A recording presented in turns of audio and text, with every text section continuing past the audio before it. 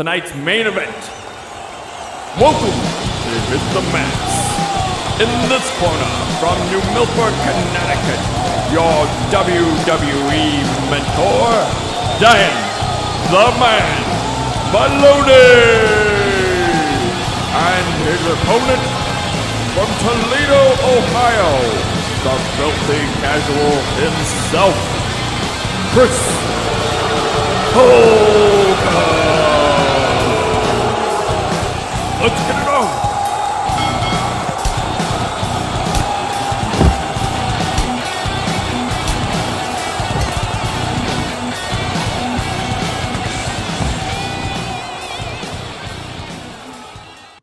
Hello and welcome to another episode of Hit the Mats Podcast. I'm one of your hosts, Chris Holcomb. And I'm Dan the Man Maloney. And today we're joined by two special guests, Kaleb Ward. Kaleb Ward, the mixed mark here, yes. And Shane Sims. Yo, what's going on? We have a big episode for you today. Today we will be talking and reviewing the NXT Takeover show, the kind of go-home shows from Raw, SmackDown, NXT, NXT UK, and 205 Live. And then we will be going into our WrestleMania predictions. There's a lot to predict, so it's probably going to be an extra long show. I'd imagine we won't get to the entire show before everybody's got to disperse, and so expect at some point to be an awkward transition where we go back to two people and then come back to the full group.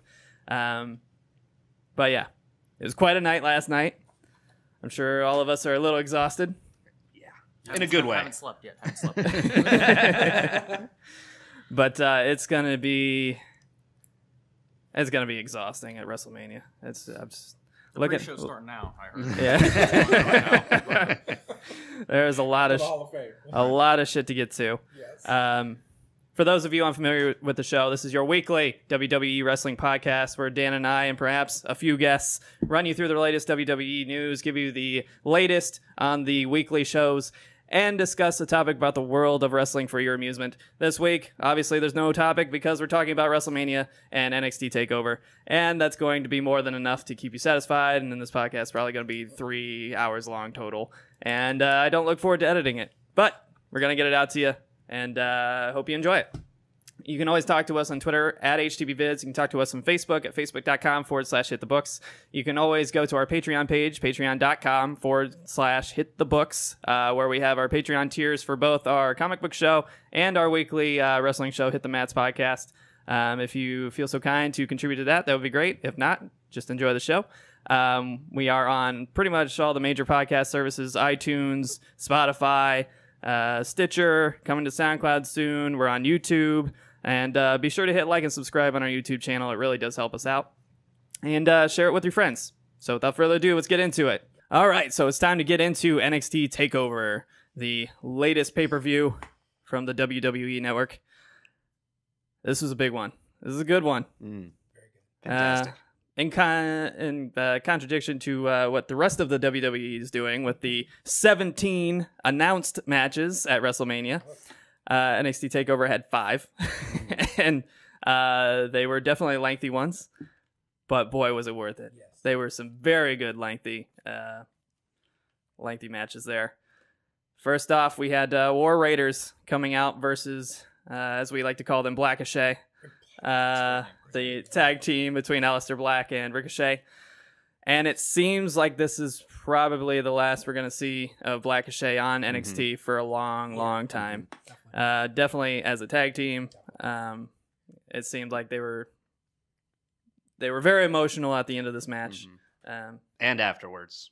Yeah. They were. I saw them hugging Papa H afterwards, so you know that it felt very final. Right. Well, fingers crossed they'll be seeing more of him in the future. But Proper send off though. yeah, Just it's excellent. Just You'll have to lean in a little bit more, guys. Oh yeah, you guys might want to It's not going to pick you up. perfect way to just send off two great NXT superstars. Like, just you could tell Ricochet was just super emotional. Like, damn, like, Yeah.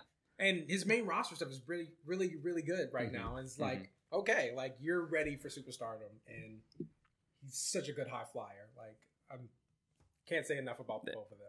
He looked like a kid in the candy store the entire match. Oh, like Ricochet was all smiles all match, Oh, yeah. just like cracking up. It was fun to see, you know. even though it was a little out of the character, it didn't matter because it was just a nice moment for everybody involved, everybody who's a fan, everybody who's watched these guys for any length of time. It was just a nice, beautiful send off. The crowd was great. Yeah, Big shout out to the New York crowd. They were awesome. And they had a great opponent in the War Raiders, which are amazing. You want to talk about big guys that can move? Those guys can flip. They can toss you. They can do everything. They can do everything. Yeah. And they could toss each other, as Ro likes to do to Hanson. Use each other as blunt weapons. Yeah. But yeah, it was an awesome match. Any big moments that really stood out to you guys?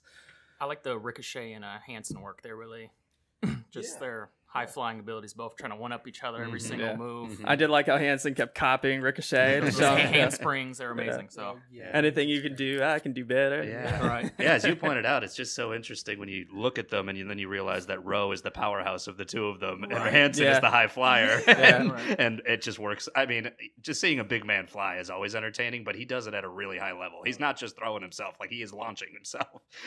You know, that senton off the turnbuckle onto all three of them. Which, of course, Ro had to take some of the damage just to make sure nobody died. Yeah, but, I did notice how he jumped in that little group there. Yeah. Oh no. Yeah, I think that had to be my favorite spot of the match, just because watching a 305-pound man from that height is something else.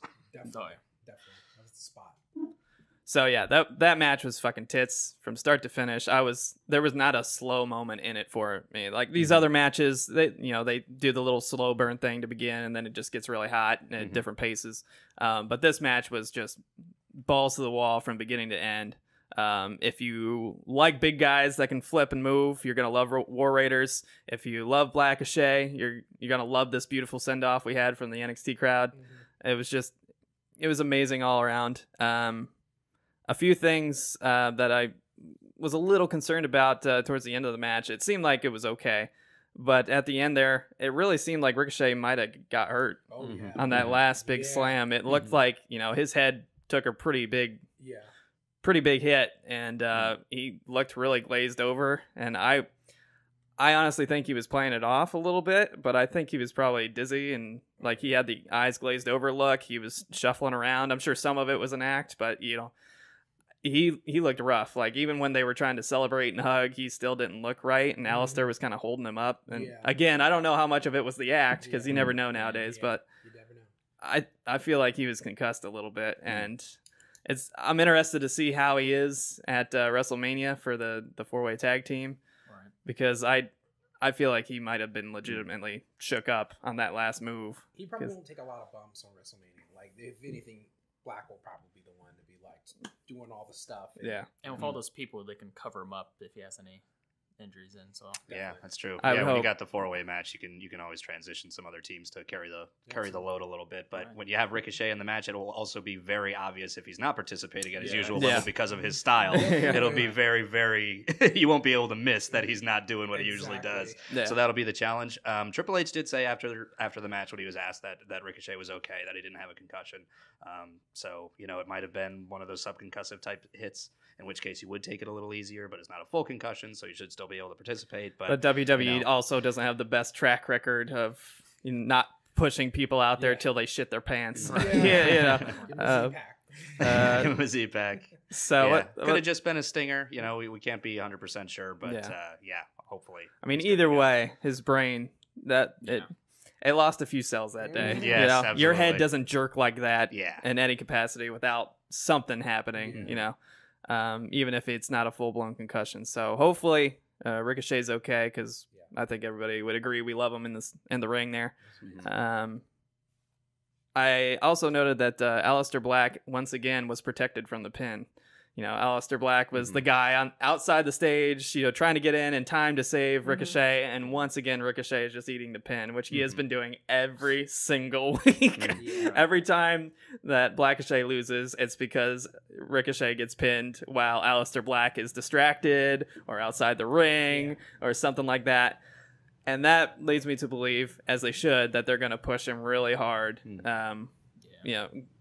After WrestleMania as a solo character. And I don't know how you guys feel about it. Dan and I talk about it pretty much every week, but I do not like the Ricochet Black tag team. They're great individual wrestlers. Absolutely. They're great in the ring, but I think they're not a good tag team. Their gimmicks don't work together. No. They're totally different body types. It's just, for me, it doesn't work very well. And I prefer them both as singles competitors. How do you guys feel? Yeah, that's the thing I've noticed with Vince, the main roster. Like when they have nothing to do with them, they'll just like put a random team together, and then he'll break up an established tag team. Yeah. Like I don't. Rusev and Nakamura. Naomi and Asuka.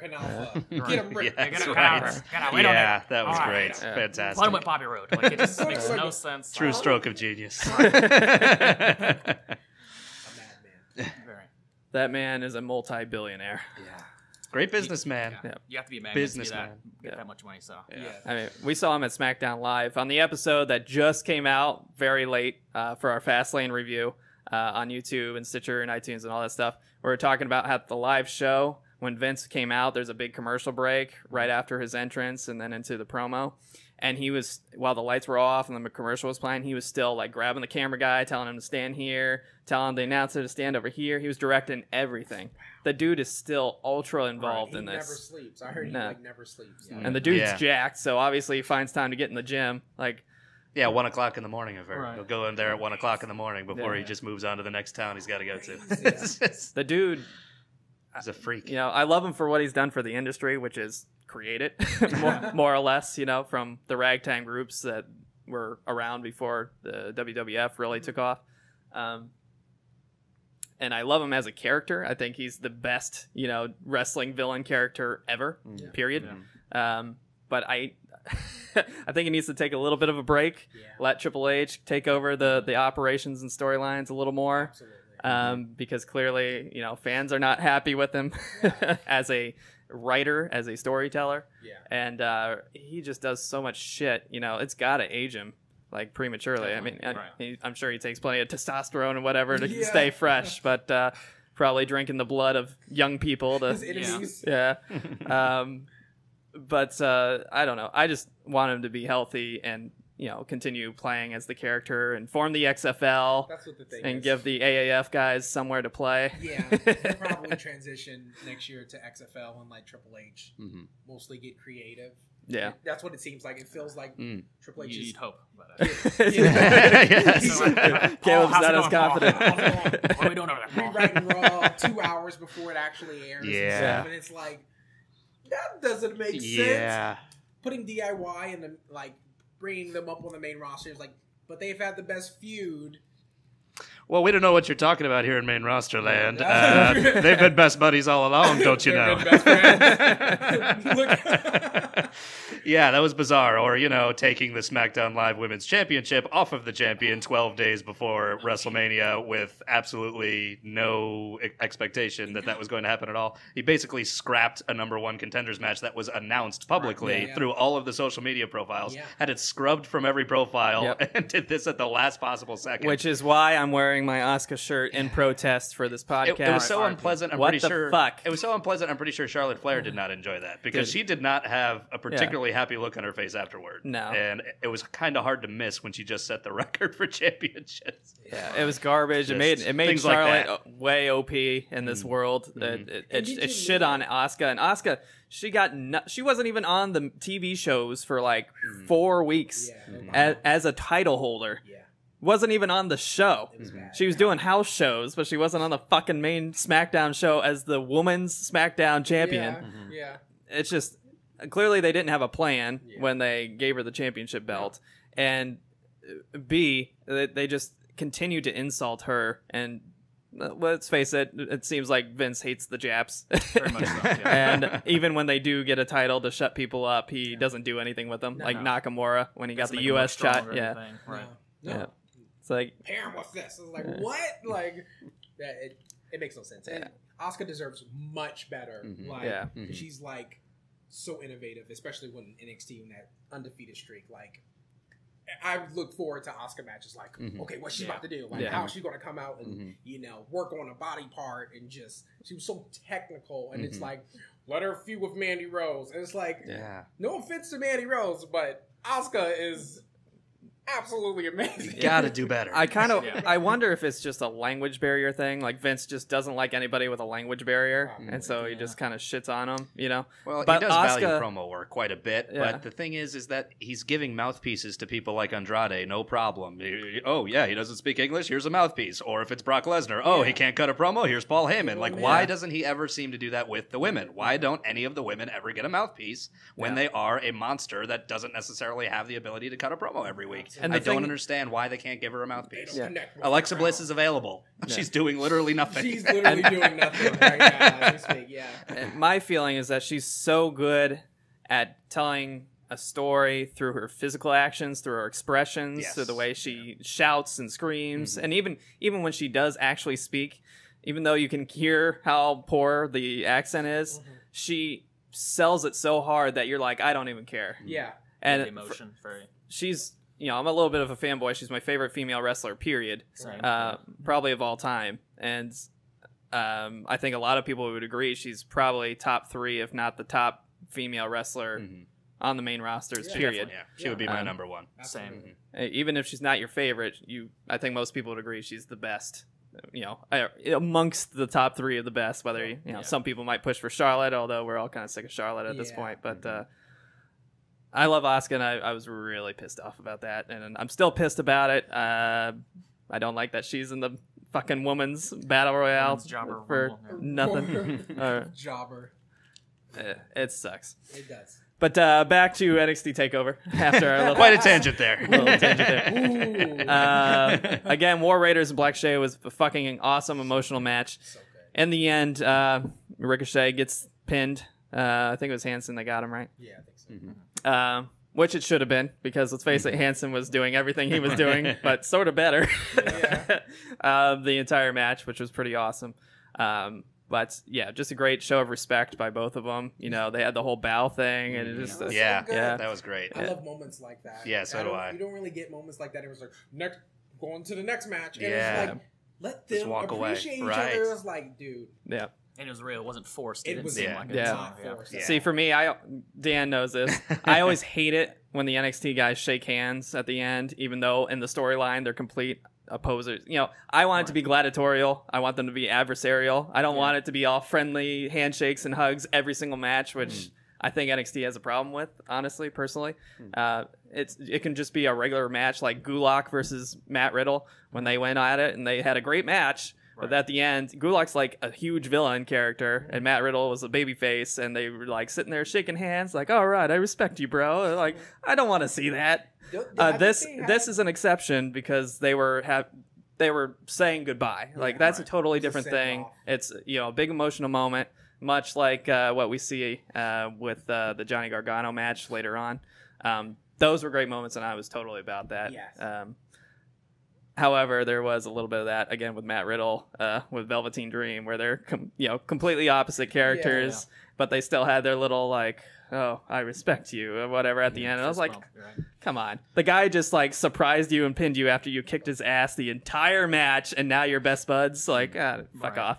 For me, if it's 2 baby faces, that's when I don't mind it. So that's usually what I judge by. If you've got I mean, if Shayna Baszler just choked you out and then she's shaking your hand afterward, like that would be a huge problem for me. But when it's Tamina, when you're Becky Lynch, yeah, exactly. shake hands. But when you're talking about Riddle and Dream, you got 2 baby faces where there's been a little bit of tension that they built up, but it's really just sort of a competitive fire type of thing rather than a personal vendetta. Then that's when I don't mind. We just had an amazing match. You just gave me everything you got. I gave you everything I got. I respect you. Here's a little fist bump. That doesn't bother me. It didn't bother me, with Gulak and Riddle just because it was such a technical wrestling, it was just an incredible display by both guys. So I understood that both of them were like, holy crap, you can actually hang with me in this area, which I don't experience people who can very often.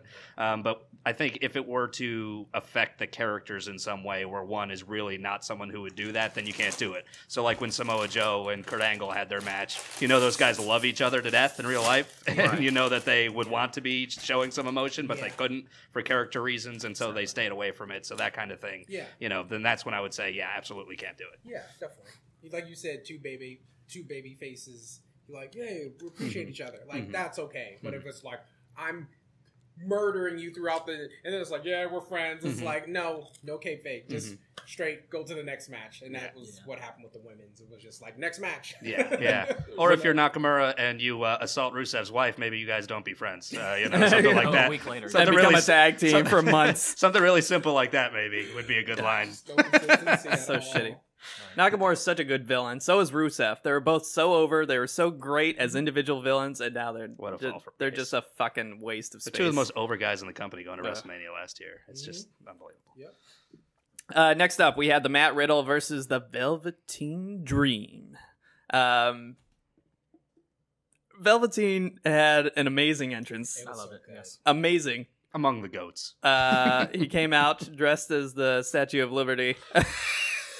So good. Being carried on a throne. So good. Amazing. He's the best.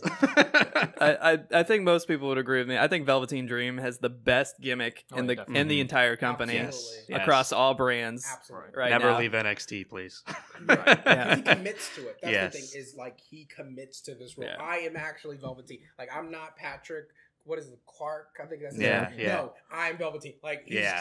like, I'm actually who I'm portraying. And like, even when he gives interviews, it's like that too. Like, don't break character. And it's like, you don't get that a lot. Yeah. It's like, I'm actually, no, I'm a character. Yeah. He's very much 80s wrestling. Like, if he goes to the main roster, I feel like his wrestling style is suited for main roster. Yeah. So, like, his ceiling is super high up, but I can't say enough. Velveteen. I was actually really surprised that he wasn't one of the 4 guys that got brought up to the main roster. Right. And they brought up Gargano, Ricochet, Aleister Black, and Ciampa. I mean, they're great guys, but I was surprised that Velveteen wasn't among them. Yeah. But maybe it's because they needed something to stay back, and definitely. keep NXT, really relevant. It's like the NXT purge. Yeah. Right. Yeah, I mean, he is only 23, so that might be part of it. They feel like there are still some things they can clean up with him, maybe in the ring specifically, because it seems like certainly his character work, there's not a lot of improvement to be made there. Yeah. But yeah, I think part of it could be just maintaining that balance at the top of the title scene, even though obviously that's not something they value very much based on the fact that they did bring all 4 guys up at once to start with. That's kind of one of the small benefits, or well, one of the small positives we can take away from a tragic situation with Ciampa is that Gargano is now going to be staying in NXT for a little while to help maintain the top of the title scene for a while. That's great. Yep. So, again, we got Matt Riddle, Velveteen Dream, going at it in this match. We had an awesome rival chant split across the crowd. 50-50. Again, this crowd was fucking awesome. Yeah, it I was can't so good. compliment them enough. As far as crowds go, they were fucking great. It was I think it was in Brooklyn for this one, right? Yeah, Barclays Yeah. Center. Yeah. But yeah, those guys really fucking brought it. They knew who everybody was. They had rival chants going. They didn't have any like inappropriate and stupid chants going on like they seem to have at every show. There's always somebody who starts a chant that's CM Punk.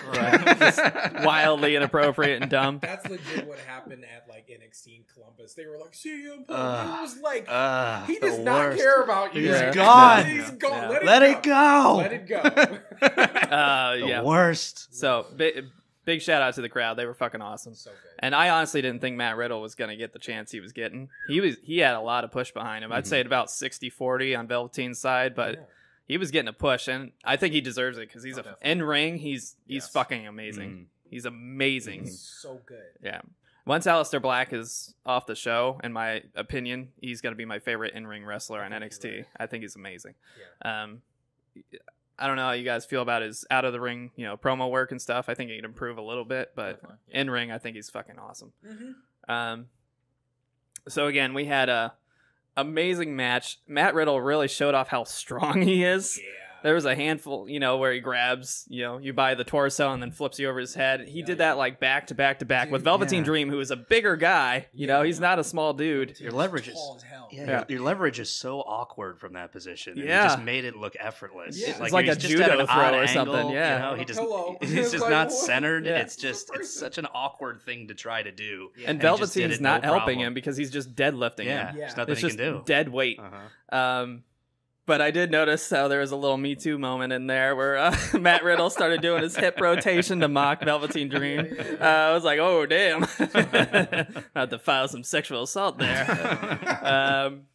But who knows? Maybe Velveteen Dream enjoyed it. VD, as Adam Cole likes to call him. VD. Yeah. That's so good. Ever since that Cole promo, that's all he'll call Velveteen Dream is, hey, it's VD. Yeah, I love VD.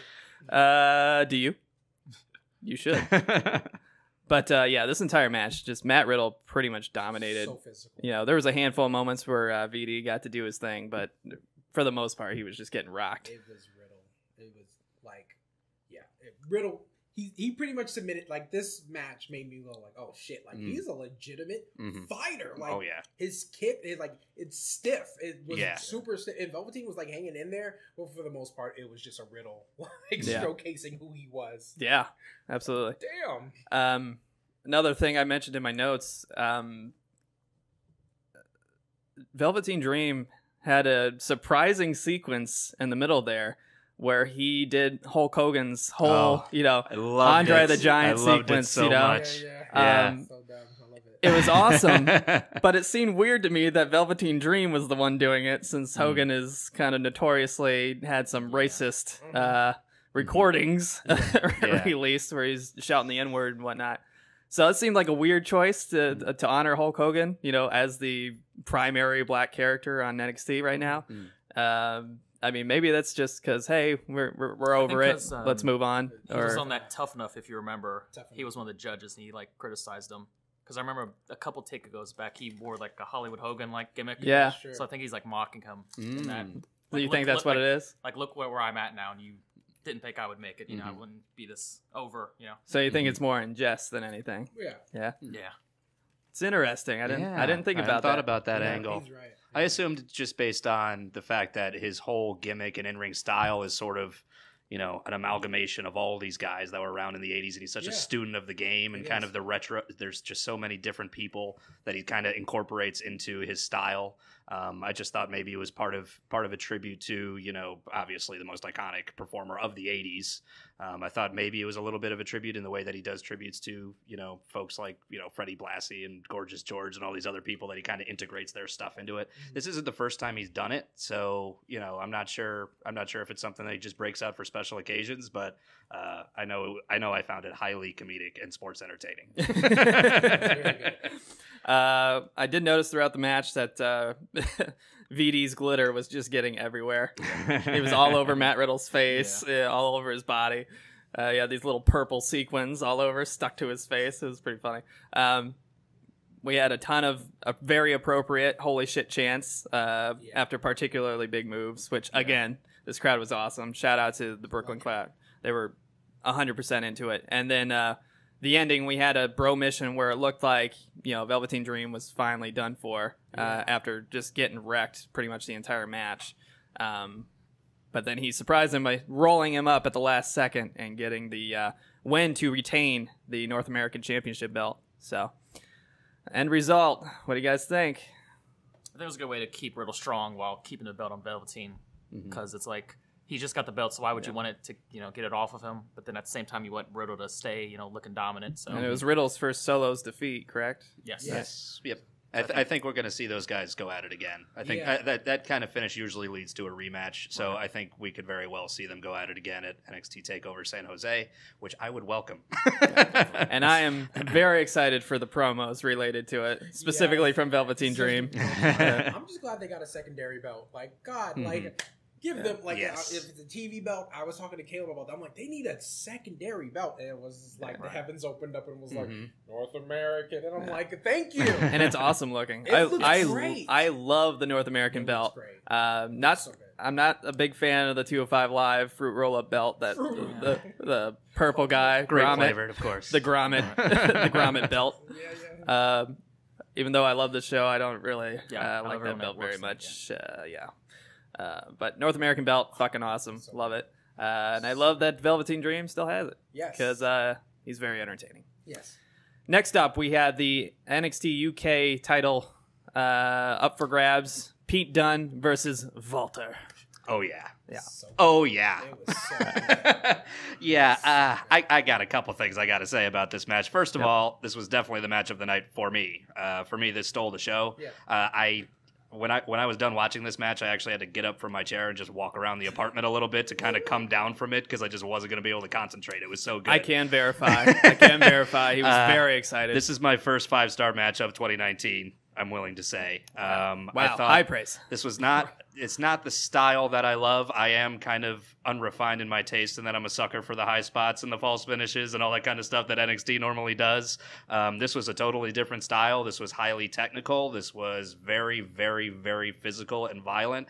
And just if I had to sum it up in maybe 5 words, I would say the sheer brutality was mesmerizing is how I felt about it. Like I forgot that wrestling was scripted while I was watching this match. Yes. And this looked like 2 gladiators fighting to the death and pulling out everything they could think of to kill the other guy. There was some And it was hard just- shots throughout this thing, just resounding through the whole arena. And it's a big arena. It's not like a little NXT stage, down in Florida. It resounded. Yeah, these guys beat the hell out of each other. This was just violence on top of violence. The in-ring psychology was just on another level. I think the in-ring psychology was just so on a different tier from every other match of the night for me that it stood out to me incredibly. There weren't a lot of moves where I was like, oh, that was a really cool move, although I did love the double stomp from Pete Dunne off the top to the outside. That was pretty cool. I love the power bomb off the middle turnbuckle. That looked really, really painful. But I just think that the psychology and the violence and the brutality was just, it made it a next level match for me. So I gave this one 5 stars, and it's my match of the night. Yeah. Fantastic. I'm not as big on the UK scene. I don't like the style of wrestling. I don't like that they don't wear the knee pads because it looks like they all have chicken You legs. know, like Pete Dunne's tattoo right there, a little Yeah. knee tattoo. You're not a fan. I think Pete Dunne looks like a really jacked lesbian. I think Walter looks like a Midwestern dad. So aesthetically, I'm not super into it. I recognize that they're great performers. I recognize that the match was, awesome for the people that are really into that kind of, British brawler wrestling. And even as a person that's not super into it, I was into it. So that definitely tells you something. There was some great hits all throughout. At the end of the match, both of their chests were just mincemeat from, just bruises everywhere. Just a slugfest, an absolute slugfest. And it looked painful. It looked like they're going to need a day or two to kind of get that mincemeat off their chests and get those bruises out of there. Both of them got cut up a little bit. It was, for the PG era, it was pretty brutal. Definitely. And I was, it wasn't my match of the night like Dan. Dan's really, really into it. But I did enjoy it, which is saying something for a guy that's not into the UK scene as much. How did you guys feel about it? I just liked how they showcased the styles, like even someone like you who's not familiar, just to show it out in the broader audience. So that's really, I enjoyed every minute of it. I just like to sit back and watch it. Usually wrestling, just not even say a word. Just I like the art of it. So that's how I feel like how too. they broke it down a little, arm disfigurations and whatnot. That's the part I hate. I hate the finger thing. That's his thing, though. I know it's his thing, and every time I watch him, I recognize it's his thing. But I'm like, I know there's part of disbelief to it, but I hate the finger snapping thing. It's just so silly. I get it that you're trying to hurt the big guy because that's the easiest thing to attack. That's why I think it worked specifically in this Story-wise, match. it made sense. It was kind of an equalizer for him when he had this behemoth that he was trying to take down. So it worked well as an equalizer because of the fact that no matter how big you are, your fingers being broken hurts like hell. And I've always thought of it just kind of an extension of kind of the joint manipulation that goes into catch wrestling with the British wrestlers in general. If you watch NXT UK every week, you see this catch wrestling stuff and joint manipulation in just about every match, and he kind of takes it just to a different place with the fingers thing that makes it sort of a signature style. But I thought it worked well with Walter specifically, although I would have liked Walter to sell it a little more because I felt like some of the things that he took, his hands wouldn't be working. It's like, oh, okay. Murder time. It's like, oh, God. Yeah. How'd you feel about it, Shane? I love the match. Kind of sad Pete's reign is over, but maybe he'll get the belt back. I don't know where he goes from here. Pete specifically is like, does he go to main roster? Does he go to 205? Like, I want him to like submit himself maybe on SmackDown or somewhere. But like, Pete is so good at like storytelling with his face. Yeah. How he can like just look menacingly, Mm-hmm. and like I want him to have a belt somewhere because like it's like second nature seeing him with that belt in his mouth. Mm-hmm. Just like, Yes. like he's Gonna miss that. I'm gonna Damn miss it. that. That is an awesome look. I love the whole belt in the mouth thing, just bringing it down. Yeah, so Yeah. good. It's like I'm sad Pete lost, but like now it's time to like maybe see where he goes from there. Like Walter is like huge. Like it was a stiff match. It felt like at the end of it I was like, Pete's gonna die, isn't it? Like I went into it like Pete's gonna die because Walter like there was like a picture of somebody that got chopped by Walter, and it was like a handprint. Yeah. I'm just like, Yeah. why did you sign up for this, Pete? Can you imagine Walter going up against Daniel Bryan? Oh, Just, God. God. He would welts flay him. everywhere. He would be flayed. Just a great match. Few Just notes from the fantastic. match. I really think that while Walter wasn't really selling into Pete Dunne's stuff quite as well as he should have, I did like what Walter kind of showcased that he can do. Yeah, absolutely. He did a coup de grace in there, which I thought was crazy from such a big, fat, kind of unathletic looking guy. Clearly he is athletic, but he just doesn't look the part, so it looked very strange. I renamed it the Bruise de Gras. And then we had a Walter frog splash towards the end there, which I thought was really crazy. Yeah. You never see Walter jumping off the top turnbuckle, especially not in a frog splash. Yeah. Pull out all the stops. Yeah, you can tell he's really limited his offense in his time in NXT UK because, his reputation preceded him quite a bit when he came over to the brand, and you really have seen a very limited moveset from him in his few matches in NXT UK. So you could tell he was saving it for this, and that worked out great for me. And then the end, Walter gets the win, ending the 685-day reign of Pete Dunne. 185 days. Now, I know you were a little upset that he won't have the belt anymore. Yeah. Personally, filthy casual talking here, forgive me. I hate it when title reigns go that long. That's absurdly long. Like, people were upset about Roman Reigns having the belt for too long, and 685 days, that's almost 2 years of just straight title reign. And I get it, he doesn't wrestle as much because UK is only an hour-long show. So, there's not as much opportunity to showcase him and have those matches for the title. But I don't like them when they have the belt for too long. It makes them seem overpowered. It makes things stagnant, for storylines and stuff like that. Now, Pete Dunne's great outside the ring. He's great for promo work, and I actually enjoy him outside the ring quite a bit. But I just think he was very due to relinquish the belt to somebody, anybody, And I wonder if you guys feel the same way about NXT UK as you did about NXT when they brought the North American belt on. Do you think that maybe they need another belt to throw in there? I think if they get more guys, because I feel like their roster's still growing. I think that's another reason why they kept it longer is to wait for a Walter or someone to challenge him to get it off of him. Competition was very limited. Right. Yeah, I think Dunn is the guy that they've built this brand around, and it is still a fledgling brand at this time. So for that reason, I didn't really mind the long title reign because he was the centerpiece of their expansion into the UK. So it made sense to have him as absolutely, definitively the top guy. He's brand builder. He's the guy we're going to strap the rocket to his back, and that's how we're going to build a UK brand. Make him look weak. Losing. Right. Oh, he got the belt again. Right. It's like, no, he's the guy. The face of Yes. that brand. No disrespect to Becky Lynch, but he is the man of NXT UK. Yeah. But I do think that there's just the practical concern of he's out of challengers at this point. So it kind of had to be Walter. Yeah. I was kind of expecting that it was possible that he would beat Walter this time, and then Walter would get the belt in the UK. I think it would have been ideal for him to have dropped that belt after that amount of time in the UK in front of a UK crowd. Yeah. So that's the only downside for me of him dropping it here. But I thought that for the length of his title reign and the impact that it had, this was just the kind of match where he would lose it. It's just a brutal 40-minute barn burner. Yeah. Next up, we had Kairi Sane, Bianca Belair, Io Shirai, and Shayna Baszler all in a fatal 4-way for the women's NXT title. Match was pretty fucking tits yet again. It was pretty fucking awesome. I wasn't a big fan of the ending. I don't know how you guys feel about it. But I did enjoy the match quite a bit.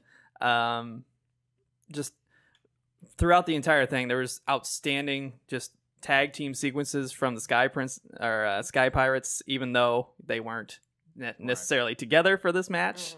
They tag teamed quite a bit, helping each other out throughout the match.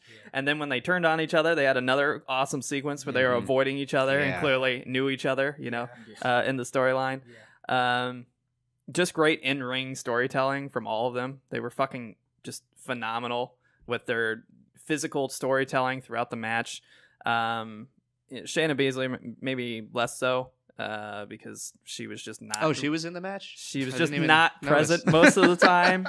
She was there to take a handful of hits and then hang out outside the ring for a little while. She and took a nap. She really did.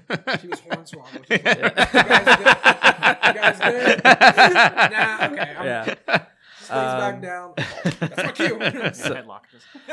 So yeah, Kairi Sane and Io Shirai really got a big push. But surprise, surprise... Belair really showcased what she can do as well. I'm not a big fan of the whole hair snap thing. I hate that she can cut people with her hair. It grosses me out. And I wonder how dirty that long braid is. How frequently does she really wash that thing? Just drag it all over the place when she's was. on the ground. People when were she's doing stepping anything, on it and it's stuff. just drag it all over the floor outside, drag it all over the ring, and then you're cutting me open with it. You get up against the wall, the crowd's touching it and stuff. Yeah. I'm sure there's plenty of spit and stuff from grappling on there, but she was just showcasing how strong she is, what she can actually do, besides the gimmicky stuff. Like she was awesome. Awesome. Right. Now, to be fair, she was mostly lifting up, Kairi and Io, who are probably together like 85 pounds soaking wet, but she was doing it to both of them at the same time and just tossing them like rag dolls, and it was very impressive and really showcased what a powerhouse she can be. So physical. I loved her outfit, how she had pictures of herself beating up all of the people in the ring. That was beautiful touch. Both on her sports bra and her pants. Just excellent troll job, excellent storytelling without actually doing anything. Like just outstanding all around. Again, Shayna Baszler was the big weak spot for me. And I just hated that she was the one at the end that tapped Belair, who was, again, showcasing this entire time. So you kind of wonder if she was going to be the one getting the push, and then she got pinned. And you were just like, what the fuck? What is Baszler doing? Why is she even in this match? I thought they were going to call Shayna up. And that was a rumor, like, she's getting That's what we think every takeover. She's going to lose and go up. And then she wins every time. That's true. That's the red hair. It's going to become a running joke at this point. 4 years later. Still in NXT. Yeah. Someone make that waiting meme of the skeleton in the bench, just waiting for Shayna to go to the main roster. It really is getting to that point. Dan was calling it this entire time, saying, Shayna's going to be the one that loses so she can go to the main roster. I said it was happening next week. I think that was happening this next is week. the one prediction you didn't get right? Yeah, I was 4 out of 5 on the night for my predictions, but this was the one. I felt that she had to lose the belt, and of the 3, I assumed that it wouldn't be Belair because she already had her one-on-one shot, and it would be kind of weird for her to lose the one-on-one match definitively and then come in here and win it this time. I also feel she isn't really ready to be the champ. She's super talented, but she's still green, and I don't think that she's ready to carry that division in that way. Kairi obviously could be the champion at any time. She's a finished product. She can go to the main roster at any time. They can do whatever they want with her, but she has been the champion once already, and there's not a lot of 2-time champions. I mean, Shayna, I think, is one of only maybe 2 people ever to have 2 women's championships, maybe the first one. So I thought, just basically by process of elimination, I picked Io Shirai to win this.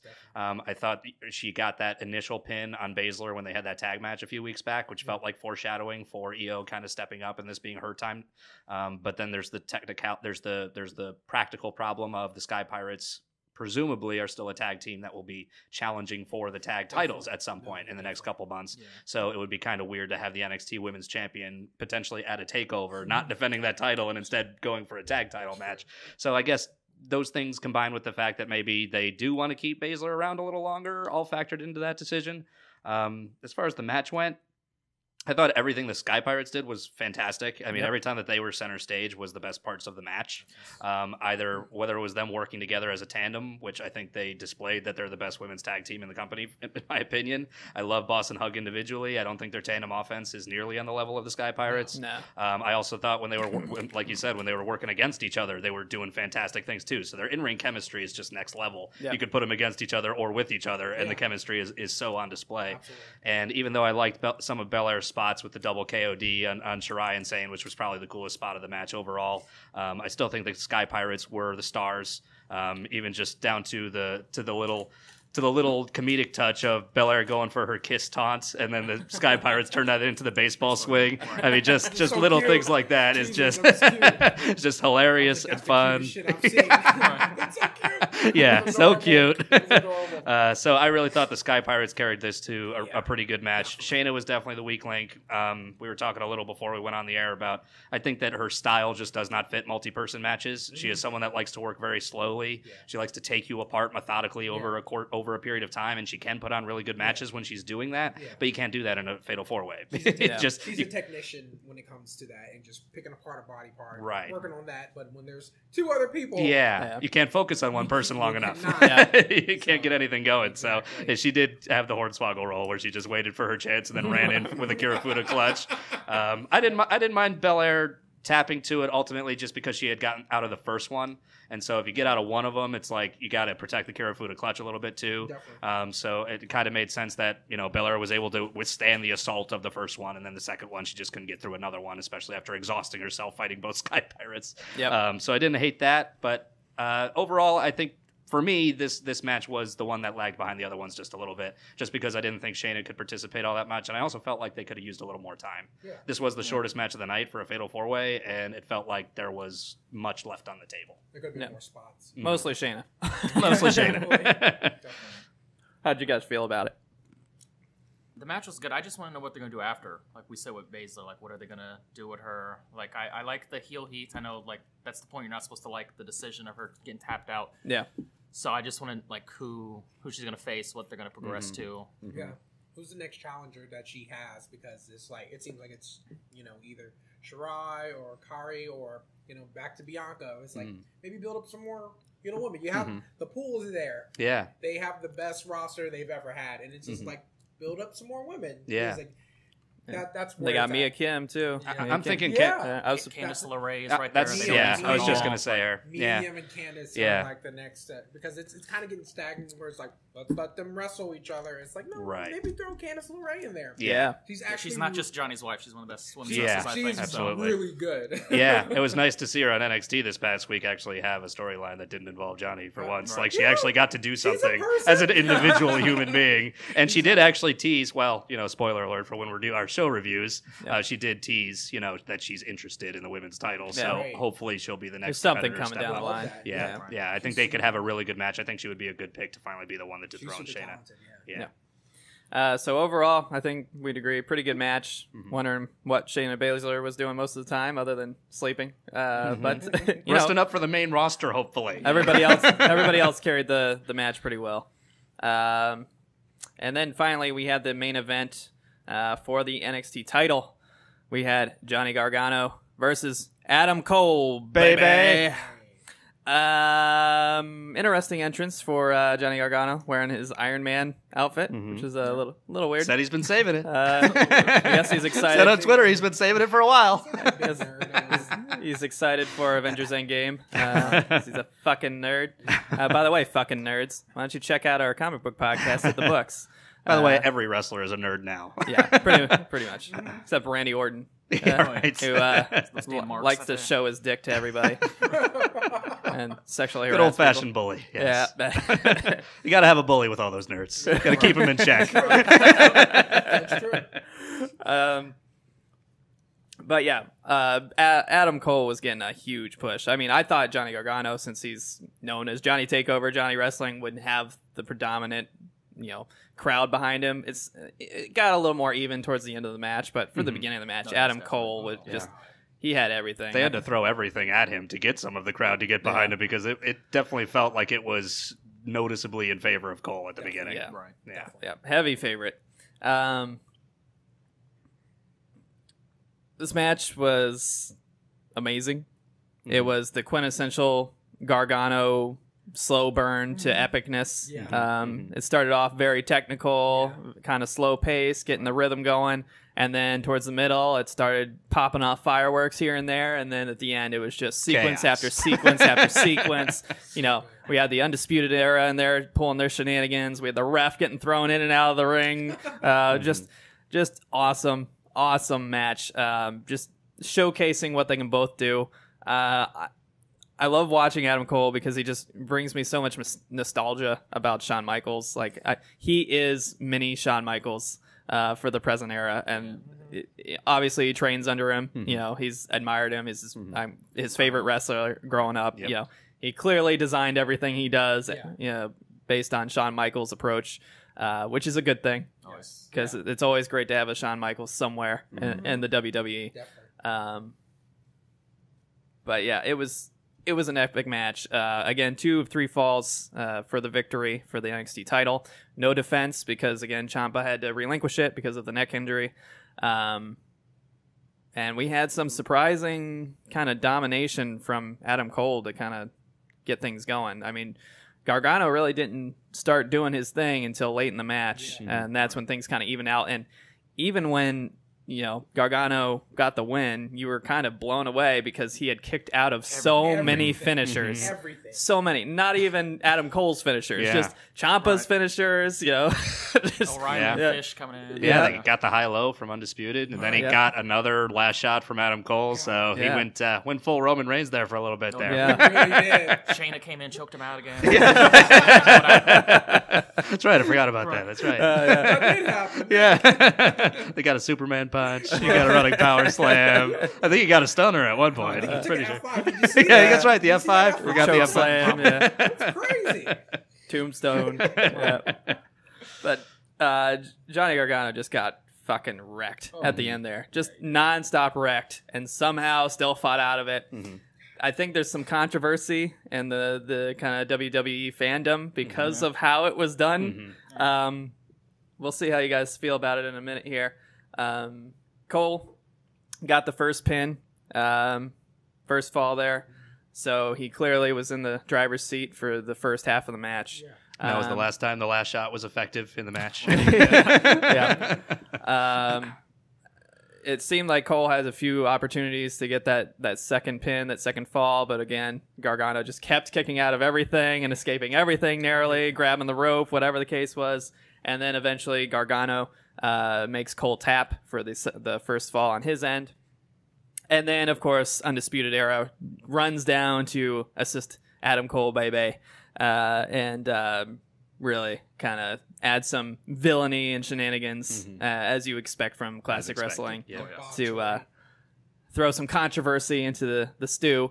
And when they really started getting involved, that's when I'm like, okay, Adam Cole is clearly going to win, And then the finisher after finisher after finisher, I'm like, all right, Adam Cole is going to get the belt, which I was fine with because I love Adam Cole. I also love Johnny Gargano, but I was conflicted throughout this entire match. I didn't know who I wanted to win. I find Adam Cole more entertaining as a character, so I think I was leaning towards him a little bit. But, there's always the goodwill of Johnny Gargano never getting the title and these big takeovers. And, long climb for him. And always putting on these amazing matches. So there was some emotion there. And then finally, at the end, Gargano taps Cole for the win and proceeds to receive his belt.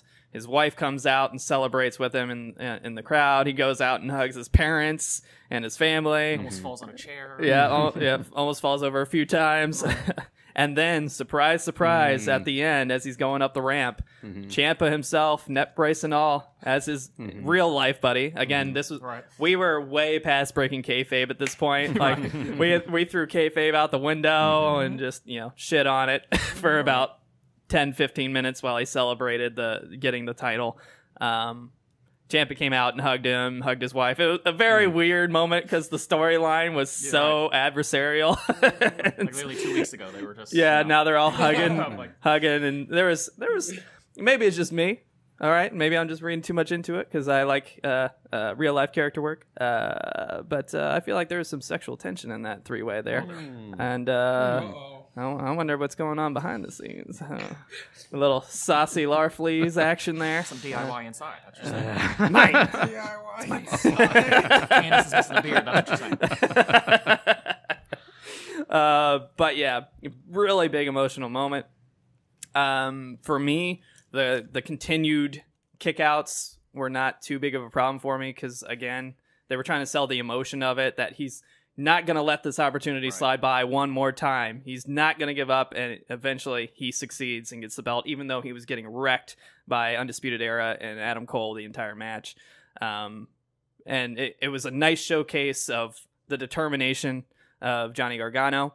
Dan and I had been talking about it, the past few weeks, how we kind of liked how Johnny Gargano, prior to the whole neck injury incident and the new championship match, that he was kind of doing the, I'm a baby face, but, I'm doing a lot of villainous things that the baby face doesn't do. And maybe I'm kind of a corrupted, self-indulgent baby face, and I don't realize it yet. We were enjoying that storyline, but clearly he was full baby face in this match. And, yeah, I really enjoyed it from start to finish. Again, it was a slow burn at the beginning, which is what you usually get with these Johnny Gargano championship matches. But it explodes about halfway through, and then it's just, wrestling, orgasm from that point on, to the finish. So how'd you guys feel about it? I liked it. It was a really good 2 out of 3 falls match. It was like mostly Adam Cole, and then you could see the ties, but like that crowd was just purely Adam, and it was like Undisputed is like, I love the stable that they have now. Yeah, it's just like I really want to know where they go from here. It's like, do they keep going to NXT? Do they maybe sneak attack and call somebody a championship belt? It's like, where does Undisputed go from there? And it's just like they could legit either stay, they could do anything pretty much, because you got Fish and O'Reilly that are just like so great as a tag team, and then Strong too is like, he could be Intercontinental Champion for a long time if he wanted to. Like once Triple H gets creative control over everything, you'll see like the smaller like NXT guys really submit themselves and really like see who they like want to become. And it's just like I really like the match. The match was super physical, but like the end with the whole I'm turning like super Roman and kicking out of everything, that kind of took me out of it a little bit. I was just like, okay, he's taking every finisher ever. You should kind of just like 1, 2, 3. But it was like, okay, we're going to build up Gargano and like make him be, probably the face of NXT. But it was like so many kickouts. It was like, kind of took me out of it a little bit. I was kind of like, okay, all right, he's definitely losing. Oh, he kicked out. Oh, he's definitely losing. Oh, he kicked out. It was like a roller coaster. You know? Definitely a roller coaster of emotion. Yeah. Dan and I were dying over here. Yeah, I was jumping out of my seat and falling to the floor and getting back up, and I was a little into it. I just really wanted this for Johnny. I really wanted him to have his moment. Yeah. For it's me, like that meme of Vince falling out of his chair. Yeah, right. Yeah, that's where I was towards the end. Definitely. I think that this match started pretty slow, and for a while I was kind of wondering about it. I mean, I knew they would pick up the pace, but they took a lot longer to pick up the pace than I would normally expect for this kind of match. But, I think once Undisputed Era got involved, and you saw, I thought the spot with the tornado DDT with the simultaneous kick that Johnny does whenever he has multiple opponents, I think he hit it really well on the outside of Undisputed Era. Seeing him just take everybody out. I think the story they were trying to tell was that, Johnny, even though he is Johnny Takeover for all the classic matches he's put on, he just doesn't win those matches the vast majority of the time. And you could kind of see Cole playing into that narrative when the cameras got close enough. He was telling Johnny, you are a failure. And that would kind of fire Johnny up, like, because he knows that he's kind of right if he can't win this match. So I think that's the story they were telling with Johnny's character. And for that reason, sort of the finisher spamming didn't bother me as much, just because I felt like that they were trying to suck you into the idea that Johnny is failing again. He is failing again, and I felt it because I thought he was done. I actually think I told Vince "fuck you" at one point when he got hit with the high-low because I assumed he wasn't kicking out of the high-low. So once that happened, I was like, "Oh, fuck you," because I thought Johnny was going to lose, and then he kicked out, and I was thoroughly sports entertained by this. And so for me, they told the story that they were trying to tell, and I felt it. I do wonder also where Undisputed Era goes. They've been on a slump for months since TakeOver Phoenix, where they lost the tag titles and the North American Championship on the same night, and they haven't really done any winning since until Adam Cole got the #1 contender for this match. And now Johnny Wrestling just took out the entire Undisputed Era by himself with no help, and they don't come out of this looking good. So even though I love the story that they told with Johnny, I am concerned about how it affects Undisputed Era moving forward. They really need to get some wins together, and they really need to get some gold because they do not look good right now. No, they need something like soon. They need to start getting some belts, I think, somewhere. But do they go through the War Raiders and get murdered? Right. I feel like they should probably sneak attack and show up at SmackDown somewhere. It's like, whoa. It might be time. I think maybe they've been putting guys over to get ready to move on. I think they're ready. I think there's no reason that they should still be at NXT a month from now because the Raw and the SmackDown after WrestleMania, the crowd is so hot. You're going to hit the chants. You're going to have everybody that's paying. Smarkiest of smart crowds. Caleb there. Caleb's smart. And the draft they're having 2 weeks after, right? Yes. So he could either be there. They said they're going to call up NXT guys. Move Asuka. Yeah. For the love of God. She needs to go. Give her some breathing room. I want to see Asuka Ronda very, very badly. I know Ronda might be going away, but before Ronda is done with WWE completely, we need to have an Asuka Ronda feud simply for the technical prowess that we will see those two display.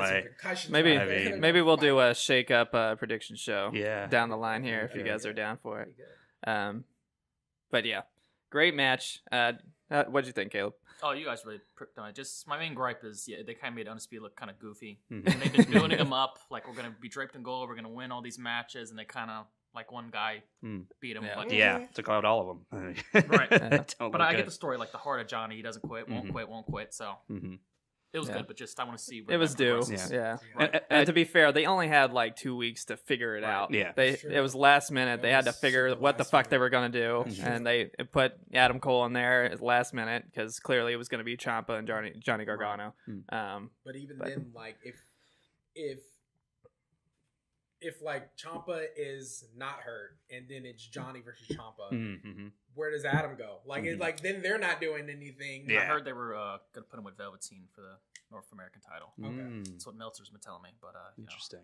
I would I don't know if I would rather have Adam lose in the main event or just not have him do anything. Yeah, right. That's the tough part. What do I do? Are you more protected by not participating? Exactly. That's so true. Yeah, that's tough. Yeah, I do just want to say that I really liked the moment with Ciampa a lot. I think it was one of the better human moments that wrestling has had in this past year. That's a perfect example of kayfabe breaking that I'm totally down for. That it works. That it works because how these guys care, how much these guys care about each other, and when the news was made public that he was going to be out with this neck injury, he did post, on Twitter that this match had meant more to him than any other match he's ever had. And the reason for that is because he knew he was putting Johnny over and that Johnny had that coming for a long time. And so you knew it was a selfless, this was the most important match of my career. And so to see him get to share in that moment in that way, somebody was chopping onions at our house at the time a little bit. So that was a powerful, good moment. It was a great way to send off, usually WrestleMania season is Face-a-Palooza where you get all the feel good moments. So it was a good send off for this show in this context for me. Yeah. So overall, I gave it a 10 out of 10. What more can you really ask for from any show, let alone a pay-per-view? It was excellent. Even the UK match, which I wasn't 100% into, because I just don't like that style of wrestling as much, I still had a ton of fun with it and really couldn't ask for much more. There were some small minor complaints. If I wanted to be real picky, I could lower to a 9, because I don't like how Shayna Baszler didn't do anything. And then she got the pin at the end anyway. I wasn't a big fan of the kayfabe break at the end of the Velveteen Dream and Matt Riddle match, even though the match itself was amazing. Yeah. I didn't like how silly they made Undisputed Era look at the end, as Kaleb was saying there. So, you know, there's some minor gripes, and if I wanted to be a real stickler about it and a real cynic, which I usually am, let's be fair, I could bring it down a little, but really, 10 out of 10. I can't ask for much more. Had a ton of fun. What do you think, Dan? Yeah, I went 9.5 out of 10. It was an A+ show for decimal me. Points. Yeah, it was an Arbitrary A+. decimal I mean, points. I would have gone like 93 if I was getting really specific. But I went 9.5. It was an A+ show for me. The only reason I didn't go 10 is it wasn't the best takeover I've ever seen. And for me, it has to be the best I've ever seen for me to give it a perfect score. Yeah. So that's really kind of, it's not a criticism of the show itself. It's just I need to maintain that standard up there. Gotcha. That a perfect score is the best show I've ever seen. There, right. If you see something right, because if you got a better takeover in 2 months, then what am I going to do? So I'll just maintain a 9.5 for that reason. I thought every match was fantastic, was, you know, minimum 4 stars. Again, Walter Pete Dunne was my match of the year for 2019 so far. I can't say enough about that. I thought that the main event was fantastic, but it wasn't Gargano's best match of his career, which I expected it would be in this specific place for these stakes against this opponent. I just really felt like this was going to be Johnny Wrestling's best work, and I don't think it was. So very minor points, though. Every match was fantastic. I was thoroughly entertained throughout. You know, I think that even just down to the match order where they get you out of your seat with Raiders and Blackachet, and then they throw that brutal slugfest between the UK guys into the middle, and then they build you back up towards the end. I mean, just even little details like that, like ordering the card, they did so well here. Yeah, so this was my favorite pay-per-view since I've started watching wrestling again, so I can say that. But just because it's not the best takeover I've ever seen, I'm going 9.5. Okay, what do you guys think? What did you give it? Same. Just little gripes. I want to touch on some. What do you guys think of Morrow, personally? I love him. Okay. I love him. I think he's the best of the business. I love how he's sold. How are you? He's not human. You're not even human. I think he really. He gets me invested actually in matches because there'll be times I'll be like, "Mamma mia!" I'm like, yes. He'll have it. Yeah. He'll have like goofy references, like just any pop culture thing he does. He really does. I think for the most part he sells it right. Yeah. I think he's outstanding. Did you guys watch the pre-show with Pat McAfee? No. Dude. Pat McAfee was on fire. I don't know if you guys his work though, but yeah, I don't know if you guys are fans of Pat McAfee. I love Pat McAfee. Honestly, I want Pat McAfee and Corey Graves together because I think they would be the light and the dark, but both just antagonistic and going at each other constantly. Yes. And Pat McAfee can bring the heat. Like he was throwing some bombs at that pre-show. But Morrow's pretty awesome as well. Yeah, he's the best in the business for me, and I'm gonna have a real trouble listening to Michael Cole on Sunday now to contrast with that. I know, it's like night and day. It's legit night and day. The big dog, the big dog. The big dog. That's the only time he gets excited. Like, okay. Yes. We had quite a few Mamma Mia's in the crowd as well. Yeah, Mamma Mia chants. That's my favorite chant. That's my favorite chant. Yeah, absolute favorite chant, and it's a tribute to who I think is the best in the business as far as calling a wrestling match. For sure. What would you say, Shane? I'll give it a 9. It wasn't, like you said, it wasn't the best takeover you've ever seen, so you can't give it a 10. But, like, just all around, just the matches were just super consistent. Like, you know, I would say the women's match kind of was a little stagnant at times, but like overall it was super good, and like 9's not a bad score at all. It was super good. Like this isn't a video game review where if you get a 7, everybody's like, "Oh, this is garbage, complete garbage." Like, no, it was really amazing. It was a consistent. It was. Like from front, I would watch it again. Like I would too. I would too. Over again. The more we talk about it, the more I kind of want to. That's what really happened. Oh God, that did. It's definitely good. It was so good. So just the quick review of where the titles are now. War Raiders retain the tag team NXT title. Velveteen Dream retains the North American Championship title. Okay. Walter inherits the UK Championship belts after the 685-day reign of Pete Dunne, the Bruiserweight. Shayna Baszler surprisingly retains the NXT Women's Championship title. One I got wrong. And Johnny Gargano is now the NXT title champion. We'll see how that works since he graduated to the main roster, and we'll see how they play that out. I would assume it's not going to be a long title run, just because. Retcon that. You think? I don't know. I think he's too good to not keep off the main roster. There's too much there. He's a finished product through and through. Like I don't see how you keep him off the main roster after you introduced him.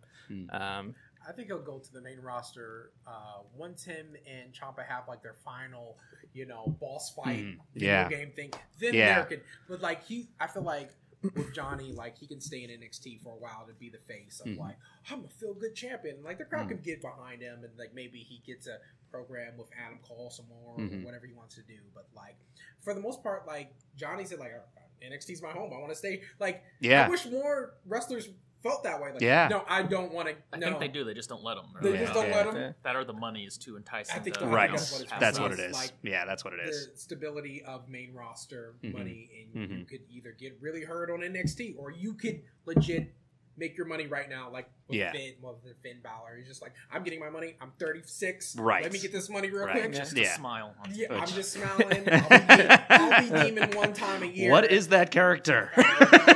What are you? You smile. Speaking of paychecks, I just want to say this. I'm sure I said it during the regular show review, which we're recording after this. But fuck Lacey Evans. She should not be getting a main roster paycheck because she fucking sucks, and I hate the stupid interruption every single show where she comes out and waves. I can't wait for somebody to just fucking wreck her and then never see her again. I hope she gets injured when it happens. Oh my God. I hate her so Good fucking Lord. much at this point. And I'm sure it's not her fault. I don't care. I don't want you on my television, period. At all. Period. So, very clear about that. Yep. But circling back to Johnny Wrestling for a second. I think that he definitely has a story to finish with Ciampa. Yeah. But the problem is that there's not 100% certainty that Ciampa's coming back at all. Yeah. And that is the problem. It's a hard injury to come back So from. I think you've got to wait and see with Ciampa and keep Johnny in NXT until you know for sure what's going to happen with Ciampa. And if he is coming back, you've got to finish that story. My concern with Johnny going to the main roster is that his character has about the depth of a saucepan at the moment when he's a white meat babyface. It's pretty much just, I'm a hero, I'm a good guy, I fight for his promo. Oh yeah, they cheer for me, so I fight for them. Like, okay. You just said the same thing that literally every babyface in history has ever said. Yeah. What sets you apart character-wise? Yeah. I think I've said before, I think he's the best in-ring performer I've ever seen, and I don't say that lightly, and it is a controversial opinion. Does Kaleb disagree? I think he has the best matches on the world right now. Yeah. That I've seen. Kenny's kind of waiting on stuff. AJ's kind of in autopilot mode. Yeah. Seth could do more. So yeah, for right now, I think he's the best on the planet right now. Yeah, I think he's so good in the ring that I don't want him to just get lost in the shuffle because he has a boring vanilla character, which is what he has right now. So that's what makes me nervous about him going to the main roster. Yeah. All right, let's lay it all on the table because now I'm really curious. Who is the best wrestler out there right now, period? Yeah, Johnny Wrestling. Across all brands, whatever. Johnny Wrestling. At least what you're familiar with. Yeah, Johnny Wrestling. Who is the best? I say Kenny when he's wrestling. It's not necessarily your favorite. Who you recognize as the best active wrestler? I feel like for how long I've been watching Raw, and like I've been going through Raw, and I'm like staying awake at times. Why do you do this to yourself? I hate myself. I watched the Hulu cut down version, and I still hate it. I watched the YouTube highlights. Like 2 minutes. See, that's the smartest thing to do. Yeah. I feel like honestly, in my opinion, I think Seth is just the way how he's consistently been who he is, and like even when he was like heel, it was like he's still when he got back the curb stomp and how he's able to sell that and how he's able to just reinvent the wheel, and I feel like Seth is you could go behind Seth and be like, okay, you're my champ, I could go behind you, and like the crowd always is like, okay, for me, it's Seth. Now, you're just talking in-ring performance or overall? Just overall. Oh, overall. I would not say Johnny Wrestling. Okay. I think that he is lacking in promo skills. Yeah. I don't think he's a bad promo. He's not like in Bailey territory or anything. Yeah. But he's certainly not Samoa Joe either. So yeah. I think he's the best in-ring performer in the world for me. Yep. If I were to go overall, I would have to think about it. Think about it. In-ring. I already know my answer. I also want to throw Daniel Bryan in there. Daniel Bryan. Personally, I think I love the Planet's Championship gimmick. But I fucking love it. I want that belt so fucking bad, dude. So good. I can't find anywhere that makes it or sells it or anything. Yeah, I think I'll go Daniel Bryan if we're talking promo plus in-ring. Yeah. Because I think Daniel Bryan and Johnny Gargano are right next to each other in the ring, and I think Bryan is in another universe on promos. I've talked to Shane about this. Like how you said, do you think Johnny's the best all time? I think Bryan, in his prime, is the best in-ring wrestler I've seen, personally. But Good pick. hot takes right here. Still staying with Kenny, right? Overall, definitely. Yeah. Kenny. Yeah, for me, it's AJ Styles. I know he's on autopilot, like you said. You're not wrong, but it's just because the writers aren't giving him anything to do. I think they're building up the Randy Orton thing, and they've been throwing haymakers every week on SmackDown, which is awesome. I love the promo work between those two. And when Randy cares, as Dan said in the past, he's really, really awesome. Yeah. When he he's doesn't, one of the greats. when he doesn't care, he's still pretty good, but he's painful because you know he can be better. Yeah. But I think AJ Styles is just the most rounded. He sells well. He does Nobody sells better than AJ Styles. Every that's move. for sure. I mean, as far as selling goes, it's him and Mustafa Ali for me. Like those two, they look dead. Yeah, they are dead. I would throw Sasha Banks in there too. Yeah. They're just on a different tier. Yeah, just great all around. I think AJ Styles still got it, even though he's an older guy now. And maybe not his prime, but I think he's amazing. Literally wrestle anybody, and I'd be like, "This is a great match." Yeah. And it's mostly because AJ is like, except for gender. except for Jinder. Even then, he's trying to make Jinder look good, and Jinder's just like, Or somehow Kevin Owens, and I don't understand how that happened, but somehow those matches were not good, and I still to this day is the most perplexing thing I've ever seen in wrestling. How could those guys not put on a good match together? Right. But AJ is very consistent. yeah, I think all those guys we named are just guys that have they've just all virtually have no flaws. I mean, it's just the nice thing about wrestling is there isn't a Michael Jordan out there right now. There isn't a LeBron James out there right now. There's no one that you can directly point to that the majority of people would immediately say, "Oh, this guy is the best," because there's so much talent right now. And there's no batting average, and there's no shooting percentage. So it's very subjective. It's who you like. Yeah. So let's get into our WrestleMania predictions. Now we're going to keep score, and whoever wins will get some kind of championship something. We're still deciding on what I want to do based on cost. But an award. Please support us on Patreon. Yeah, an award will be given to the victor. Basically, we're going to go through all of the announced matches. Obviously, we can't predict what else will be there. 962. And discuss, what our prediction is for the victor of the match. And every correct choice will be a point. And then at the end, we will have a bold prediction that we'll throw on the table. If it's not bold enough, because you're playing it too safe, and the table vetoes you two votes of veto to take down a bold prediction, you'll have to think of another one. But it will be worth 5 total points, which can definitely swing things in your favor for the victory. Yeah, we got a lot to get to, so let's just dive right in. Let's do it. Let's see here. We got the jobber woman. Where to begin? The pre-show to the pre-show. WrestleMania. We got the two kind of all-encompassing jobber rumbles there, featuring the women's and then the men's. Now Asuka is on the women's one. And she is clearly the one I'm picking to win because we got to do something because she's clearly the best one. They owe her in that group. I owe you. I'm no, it's the least you can do. And clearly they've been trying to give her something of an apology with the whole huge tag team match they had on SmackDown this week, and they let her showcase a little bit, and even when she was there up with Jeff Hardy, and they're like, "Yeah, we did it," and then Jeff Hardy turns around and she throws him out of the ring. They're trying to apologize to the crowd a little bit, like, "All right, we realize it was a fuck up. We're sorry. Here's a little something." Well, this is how demented the WWE is. What I heard was that they were actually happy that the crowd was so pissed because they think that shows, oh, see, they do support Asuka. So when we eventually push her, people will be behind her. That's the way they think about these things. Yeah, just genuine rage at how you manage your product is not what you're supposed to be going for. No. And it wasn't even like a good story reason why. If it was a good story reason. They still haven't explained why Charlotte got a title match at all. Yeah. And now our woman's victor is going to have both fucking titles, which theoretically means we're going to have to see her on both shows, and we've already been seeing this storyline go on way too long on both shows. So they're not and that was like the biggest thing to me, which was like dumbfounding. Was like they're not going to unify these belts. She's just going to have both the belts and be on. And I'm just like, interesting. Which means somebody's going to get fucked. It's going to be Raw. It's going to be SmackDown. One of these shows is going to get fucked over, and they're not going to see their belt for weeks and weeks and weeks. I don't get it. Yeah. It's not good. It's not good. So my choice is officially Asuka. I don't know how you guys feel. Want to just go in order here? Sure. What do you got? I'll say Asuka. Asuka's the. I'm a bold prediction. Your favorite, Lacey Evans. I think they've been waiting. No! They've been waiting for this moment. You shut your whore mouth. I don't know. I like the blondes. Oh, yeah. Might be right. I veto that as a bold prediction, by the way, because that was my second choice behind Asuka.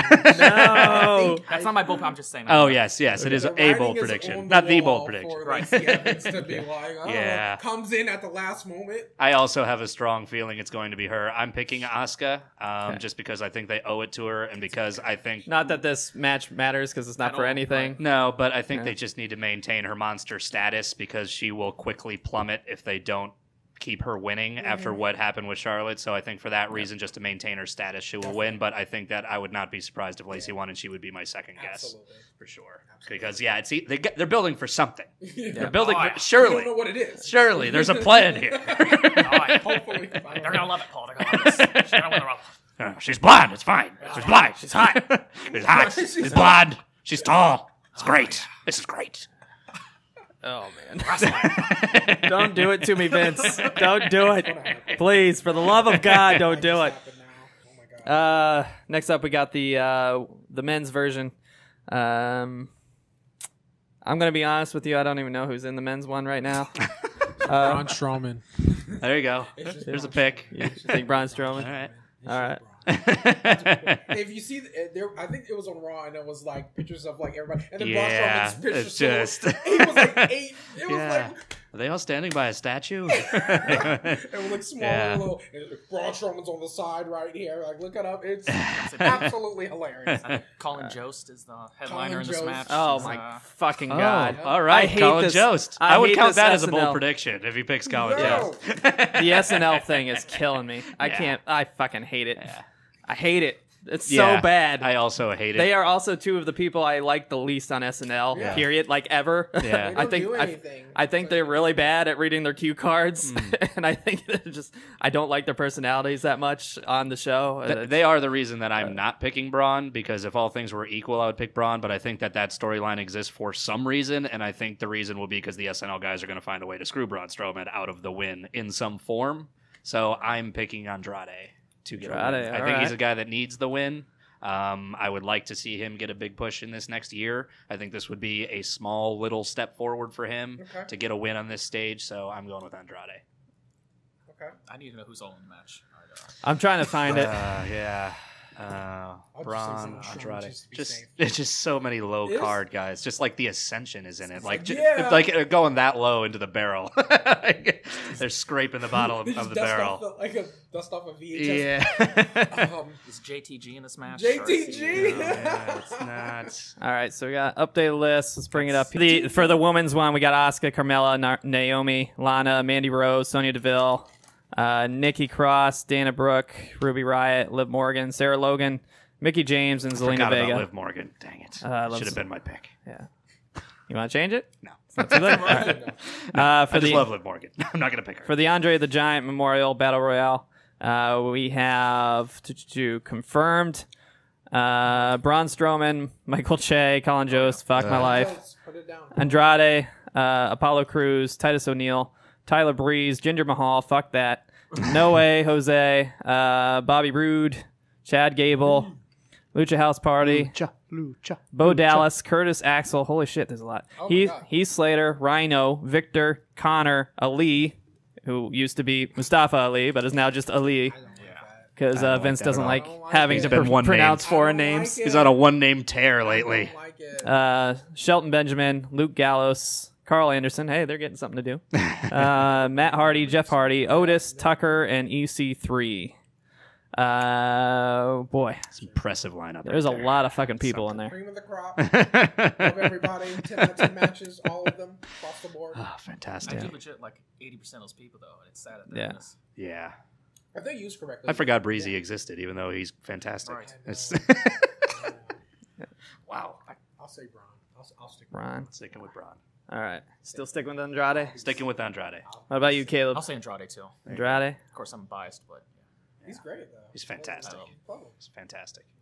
Man, this is a tough one. for all the wrong reasons. It's not. Telling you. Yeah, probably. Telling you, Rhino is calling to you. I know the dog is there. It's right there He's in for the you. stable. He's just waiting for I go you. for Luke Gallows or Ken Anderson. I'm sure they'll win. He's ready to gore some fools, all right? Just- He's 98 years old. Just because I love him and I want him to have a happy ending at the show, I'm going Otis. I was just gonna. Ah, there you go. I'm going there Otis. you go. You guys are good. He's Get- coming! Pretty lady! I want him to win so bad. He won't. He probably won't. But There will be a caterpillar. At least we know that. Yeah, that's the spot reserved. That's going to happen. Yeah. next up, we have a match between the Revival and Ryder and who's his tag team partner? I can't read my writing. Hawkins. Zack Ryder All right. and Kurt Hawkins. I don't know. But Well, Makes they so much exist, so yep. that's the main reason. It seems like a waste of space. we couldn't give we love Asuka a match. Yeah. No, she Yeah, does not no deserve kidding. we. This is a Hawkins, are you anything tomorrow? Dan and I love the Revival. Love Clearly. the Revival. They're so good. But Huge Revival this, fan. I think They're the clearly best this tag is team to just have. Yeah. a reason to have the Revival squash somebody after they've been perennially disrespected throughout their title reign. I'm happy they're on the card, but Yep. again, it's just another sign of disrespect for the Revival that these are the opponents that they come up with for them. I understand the Raw tag division is pretty barren, but even Heavy Machinery would have been a good pick for me. Yeah. You know, if you're going to go into the mid card of the Raw tag division. So, super bummer, but I'm picking the Revival.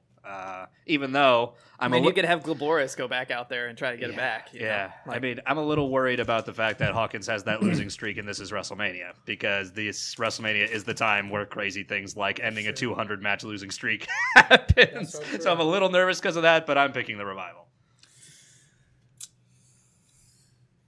any disagreement here? I think the Revival still wants to leave. I think they still have one foot out the door. I don't think this belt is keeping them. So I'm gonna say Hawkins right. Wow! Holy bold. cow. Another bold prediction. This pre-show is gonna be wild. He's out for blood. Man. I'm going to win the belt. Yeah. Damn. We take If the win. WWE going all wasn't in. so like fucking just shitty with their right control, I would want to do like a live watch party with us, like just to see how we feel about our Oh, that'd be, like, predictions. block it, Yeah. block the live stream Isn't it and so Yeah. shitty how like Raw has like no tag team? Yeah, it's teams, pathetic. But like SmackDown has a million. Yeah. And they Oh, so don't. this is, They like- still don't That's use them. that's and still they a problem. Still don't use them. SmackDown has everybody. Yeah, like there's they no have a ton of show- talent. There's no show anywhere that has the depth in the tag division that SmackDown has. It's ridiculous. I mean, you saw this a few weeks ago when Heavy Machinery had to run the gauntlet against the Ascension and the B Team and Hawkins and Ryder, and you're like, what the fuck is going on? And then you realize, oh, that's the Raw tag division. That's it. Yeah. That's it. This is it. What am I looking at? This Yeah. is it. This is the division. Wow. It's pretty bad. Wow. Yep. Meanwhile, you got I mean, the even New Bar Day is over on there SmackDown. taking Just- losses on SmackDown because you got so many guys that you've got to push. I can't wait for this the draft, man. Oh, yeah. Dude. Yeah, that's going to be great. Yeah. I want to see AJ move to Raw. I need to see the AJ Seth Rollins feud before AJ runs out of gas. He's 42. He's going to run out of gas soon. You got to see the AJ Seth Put feud. him on Raw. Yeah. Has to happen. Put him on Raw. What are you saying, Shane? Revival? Revival. Playing it safe. All right. So, Yeah. dude, Caleb's lone wolf in it. Caleb's either going to be way ahead of us or he's going to be 45 yeah. by the Yeah. time he's going to be in the pit of despair. Got to set yourself apart somehow. Leo Rush, so we don't know. Oh, yes. Next up, we got the 205 Live championship there. This one featuring Buddy Murphy and Tony Nese. Please give it more than 8 minutes, please. Dude. Please. We talked about this on one of our recorded shows. I don't know if it's the one I finished yet or not, but it's out there. No, I think it's on the upcoming one. Tony Nese, I did not know who the fuck Tony Nese was. Honest to God. Fair. Honest to God. I expected Cedric Alexander to beat him in that championship match, like, Same. clearly. because everybody knows Cedric Alexander, whereas Tony Nese is just a guy. He's Buddy Murphy's, buddy. That's what I knew him as, and that's all I knew. However, he's been putting on spectacular matches throughout this whole tournament, and when we saw him at SmackDown Live, 205 Live, which is at the SmackDown show, he was amazing, just outstanding. And then the championship match with Cedric Alexander was fucking incredible. Dan talked about how the Pete Dunne Walter match is his match of the year so far. For me, it was Tony Nese versus Cedric Alexander, because for me, that was like the pinnacle of entertainment. I know there wasn't much story for it, but for me, that didn't dock at any points at all. I was so entertained. I was nostalgic. I had goosebumps. I felt like a kid again watching that match. It was incredible, and I'm a huge fan of Tony Nese now. Now, I think he has a problem that a lot of the wrestling crowd has right now, that they have just kind of bitch ass voices. They don't sound intimidating, even though they're jacks and they pull off these amazing moves, and their in-ring talent is better than it's ever been. Yeah, Seth, looking at you. That's exactly why I don't love Seth as much as I wish I could. Just because his voice, something just falls flat. I am coming for Brock Lesnar. Well, even when he had Slay the beast. Yeah, even when he had his promo with Brock Lesnar, he was saying, "It's possible I'll beat you." Yeah. I'm like, who says it's possible when you think you're going to dominate this guy? know, right? Kicks him in the nuts. Yeah. You have to recognize it's possible I might beat you. I'm like, what the fuck? That's not making you look tough. Yeah, it's possible that he would full respect my authority. Boom. Possible you might suck my dick. I don't know. These nuts. But yeah, there's a lot of characters in the WWE. I think Ricochet is another one that's just phenomenal in the ring, and he falls flat in his promo work just because he doesn't have the voice. He doesn't have the projection or anything. It's just Cedric has that problem too. I think these guys need to smoke. Cedric. Yeah, they need to smoke more cigarettes or something. Rough out that voice a little bit, Yeah. Got to get him some unfiltered stuff. Yeah. But I think this is going to be an amazing match. For me, it's the one I'm looking forward to the most. If they give it the time. And that's why I just said, please give it more than 8 minutes, because if you give them 15, they're going to tear the house down and could steal the show. But their disrespect for the cruiserweight division at these big 4 pay-per-views specifically is a chronic problem, and I'm just afraid they're going to go for 8 minutes. And let's face it, the crowd's probably not going to recognize them quite as much because it's 205 Live. And it'll be at 3 p.m. They're getting hot dogs in the stadium. But I'm anticipating that this will be a fucking amazing match if they have the time, as Dan said. And as much as I want to pick Tony Nese because I've fallen in love with him throughout these past few weeks, throughout the tournament, I'm gonna have to go with Buddy Murphy because I just don't think he has the pull right now to overcome Buddy Murphy and really take over that role. And I think Cedric Alexander is going to be the champion eventually and take it from Buddy Murphy. That's what I think. That's how I feel. As much as I want Tony Nese to win. So how do you guys feel? I'll say Tony once again. With my, he's from New York. They might think that the crowd might know him more. So I think he's been building up to it. Buddy's had it for a while now, so I think Buddy might even get moved up somewhere. You never know, because he's done great work. Yeah, so. He seems like he's ready. I'm going with Tony Nese also. I think I'm picking him for the same reason I picked Walter, really, which is just that Buddy's running out of challengers. He's already beaten Tozawa. He's already beaten Alexander. Him and Alexander have gone at it 50 times, it seems like. I'm not sure who else is left as far as legitimate, credible main event baby faces on 205, unless you're going to Kalisto or someone like that. Right. So I think because Buddy's out of challengers, and now finding out Tony's from New York, I didn't even know that. That is definitely a big boost for him because they love to do that hometown thing, like they did with Buddy when he won the championship in Melbourne. Right. So I'm going to go with Tony Nese. All right, so we got... And what did you say, Shane? I'm sorry. I will say Buddy. I'm just playing it super safe. He's your buddy. He's your buddy. He's your pal. He's my pal. He looks like Split decision. He looks like $1 million though, Buddy. He's still better than when he was in NXT. I know what the regimen. The regimen is what happened. Also, another reason he needs to go to the main roster. There's no way he's 205 pounds. He's got that in one pack. There's a lot of lies going on at 205 Live. Yeah, Cedric isn't either. Yeah, no way. There's no way. Next up, we have the Usos versus Black O'Shea versus The Bar versus Nakarusev, as Dan likes to call him. Before we do our predictions, I gotta say this. I don't think Ricochet and Aleister Black work well as a tag team. So even though they're really getting strong push, throughout this entire process, I really don't want them to win. Right. That's not to say I don't think they will win. I just don't want them to win. And I feel the same way about Rusev and Nakamura. Even though I want them to get the respect they deserve and showcase what they can do, I don't like their tag team at all. It doesn't make sense in the story, and I really hate it. Now, the Usos and the Bar are both amazing tag teams. The problem with the Bar is that they've been eating pins left and right to push everybody else for so long. They don't have any clout really anymore.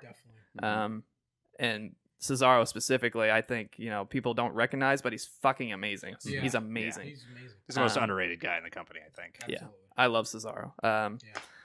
And then we got the Usos, who are kind of perennially the best tag team out there. Love the Usos. At least on SmackDown. They are amazing promo artists. Yeah. They're amazing in the mic ring. work is next They have the level. legacy because of the family. It's definitely. just they got everything going for them. So I just want to put that out there. That I kind of feel like Ricochet is going to get the push and possibly get the win. Although the Usos shot a promo talking about how they wanted to take on the Hardy Boys. Right. So I feel like it doesn't and make that went nowhere, which Yeah. is odd.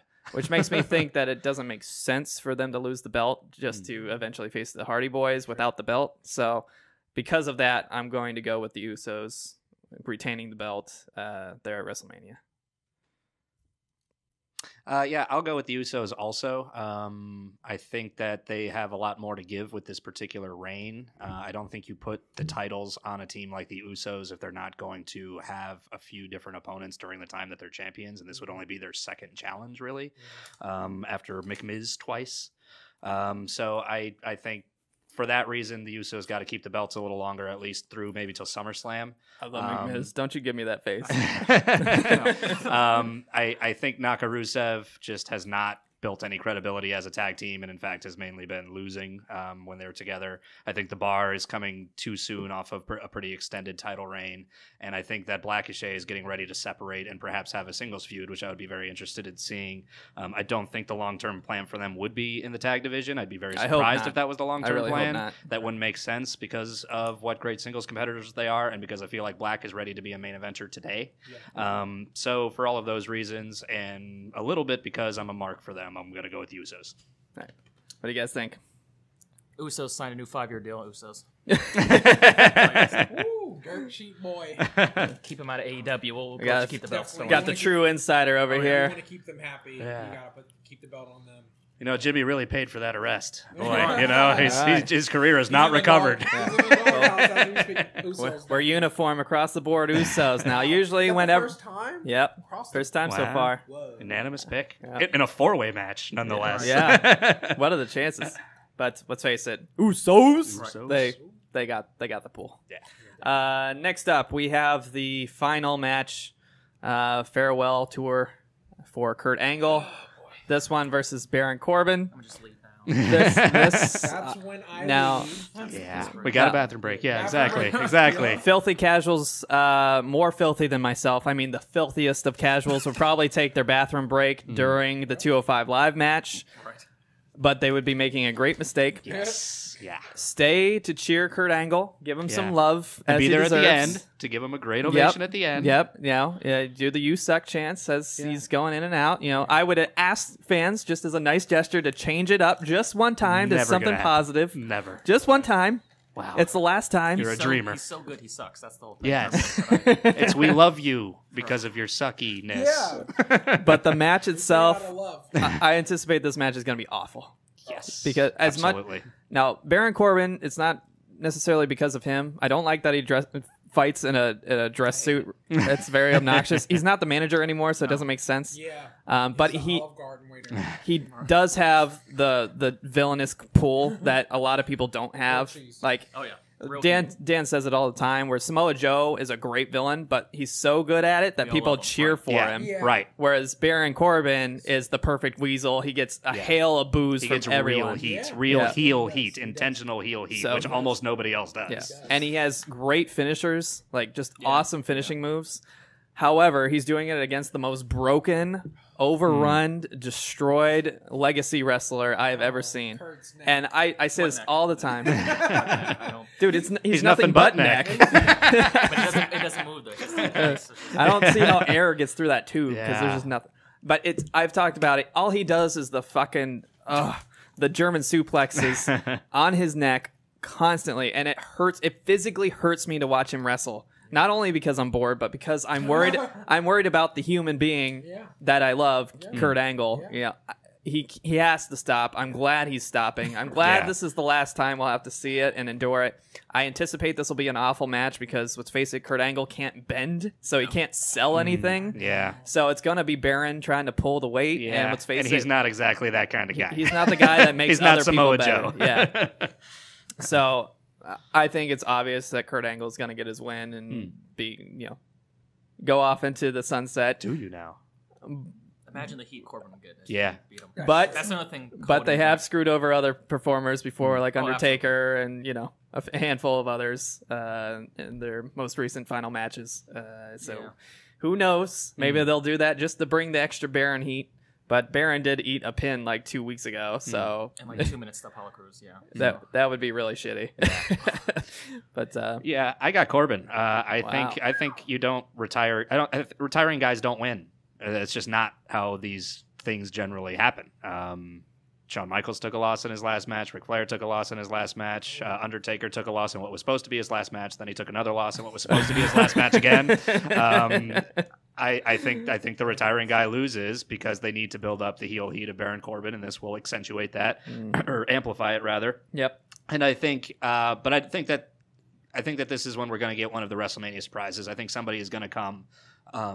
Put Corbin in his place after he beats Angle, and then Angle will have his stand tall moment. I don't know who that person's going to be. It could be John Cena. It could be The Undertaker.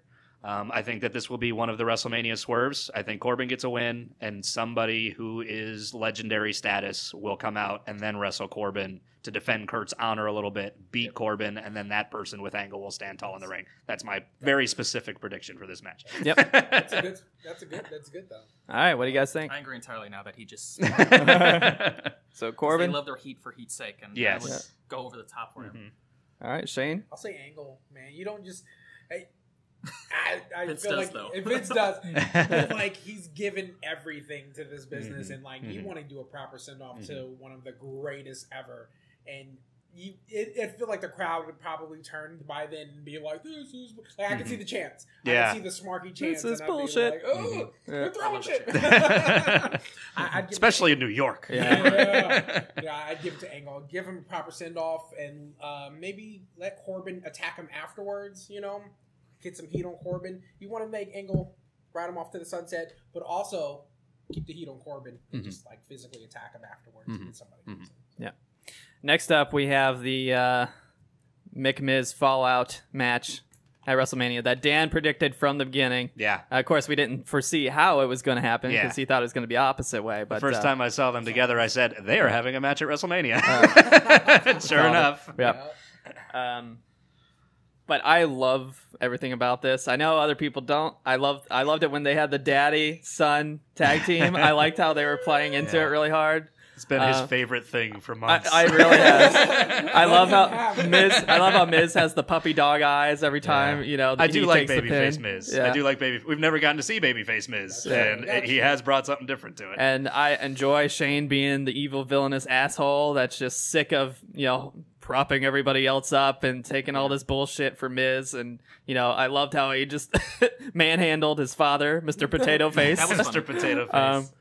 We were at the show, the Fallout show from that, and it was fucking awesome when he came out and he was doing it to the announcer, like, do it better. Yeah. It was awesome. I'm loving everything about it. I think Shane is doing this very naturally and makes you kind of wonder how much of his father is actually in there. But I think it's going to be a great match. I love how Miz has been angry, like legitimately angry. You never see him legitimately angry and furious and just demolishing people. Like he destroyed Sanity. Like, poor Sanity. It's just that's another. And this died for this match. And this is a Falls Count Anywhere match, so they're probably gonna They're going to be everywhere. They're going to be, Shane's crazy, so he's going to be jumping off of everything. Sure, he'll jump off the Empire State Building before it's done. And do a coast to coast. Oh my god! And it's literally from coast to coast, from Jersey to New York. yeah. I think it's going to be amazing. I know a lot of people don't agree, but amazing. I think especially amazing. Yes. That's the word. Shane always does the craziest Yeah. shit, and Miz is legitimately like angry and furious and pulling all the stops. And I think Miz is a great wrestler. Like, he's not top tier, but he's definitely great. Yeah, he's good. And I think people don't. I like that. Be good. That's my. But If you put him with a good guy, then the match will be good. Yeah. so I'm looking forward to this, especially after Kurt Angle. Like, it's gonna pale in comparison, with the Kurt Angle bullshit that's probably gonna take place. And the crowd will probably be eating it up, and it'll be a nice warm up to what's to come later in the show. This one's tough for me because I think they're really pushing this angry Miz thing, but I think Shane's gonna win because they can push the storyline continuously into the future, and it's a very recent thing still. So I think Shane's gonna get the victory in the end, whether it's because he pulls some corporate shenanigans to win and cheat or whatever the case may be. That's probably how it's gonna go down. But I predict Shane to win. Yeah, I'm gonna go with the Miz. I do think that the dynamic of the match favors Shane because of the fact that it's Falls Count Anywhere. So when he jumps off the top of something through a table, he can pin you right there just by landing on you. So I think the actual physical dynamics of the match favor him greatly. So it seems obvious what a Shane victory finish would look like. But I think storyline-wise, this is a case where it's gotten so personal, I have trouble believing that the bad guy won't get his comeuppance in this case, especially at Face-a-Palooza, which WrestleMania always is. So I feel like this is a case where the face has to go over. I'd be surprised if they extended the story past WrestleMania. It has only been like a month, but it feels like they've done mostly all they can with building this to this point. So I feel like the face is going to triumph in this case. He has not really had any standing tall moments with Shane up to this point. So it feels like, it's been leading up to Miz finally getting it done against and beating his bully on this particular stage. So I'll go with the Miz. Okay. I love Shane until he wrestles. I just feel like it's unnecessary.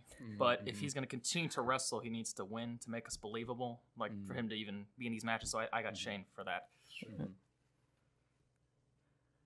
I'll give it to Miz.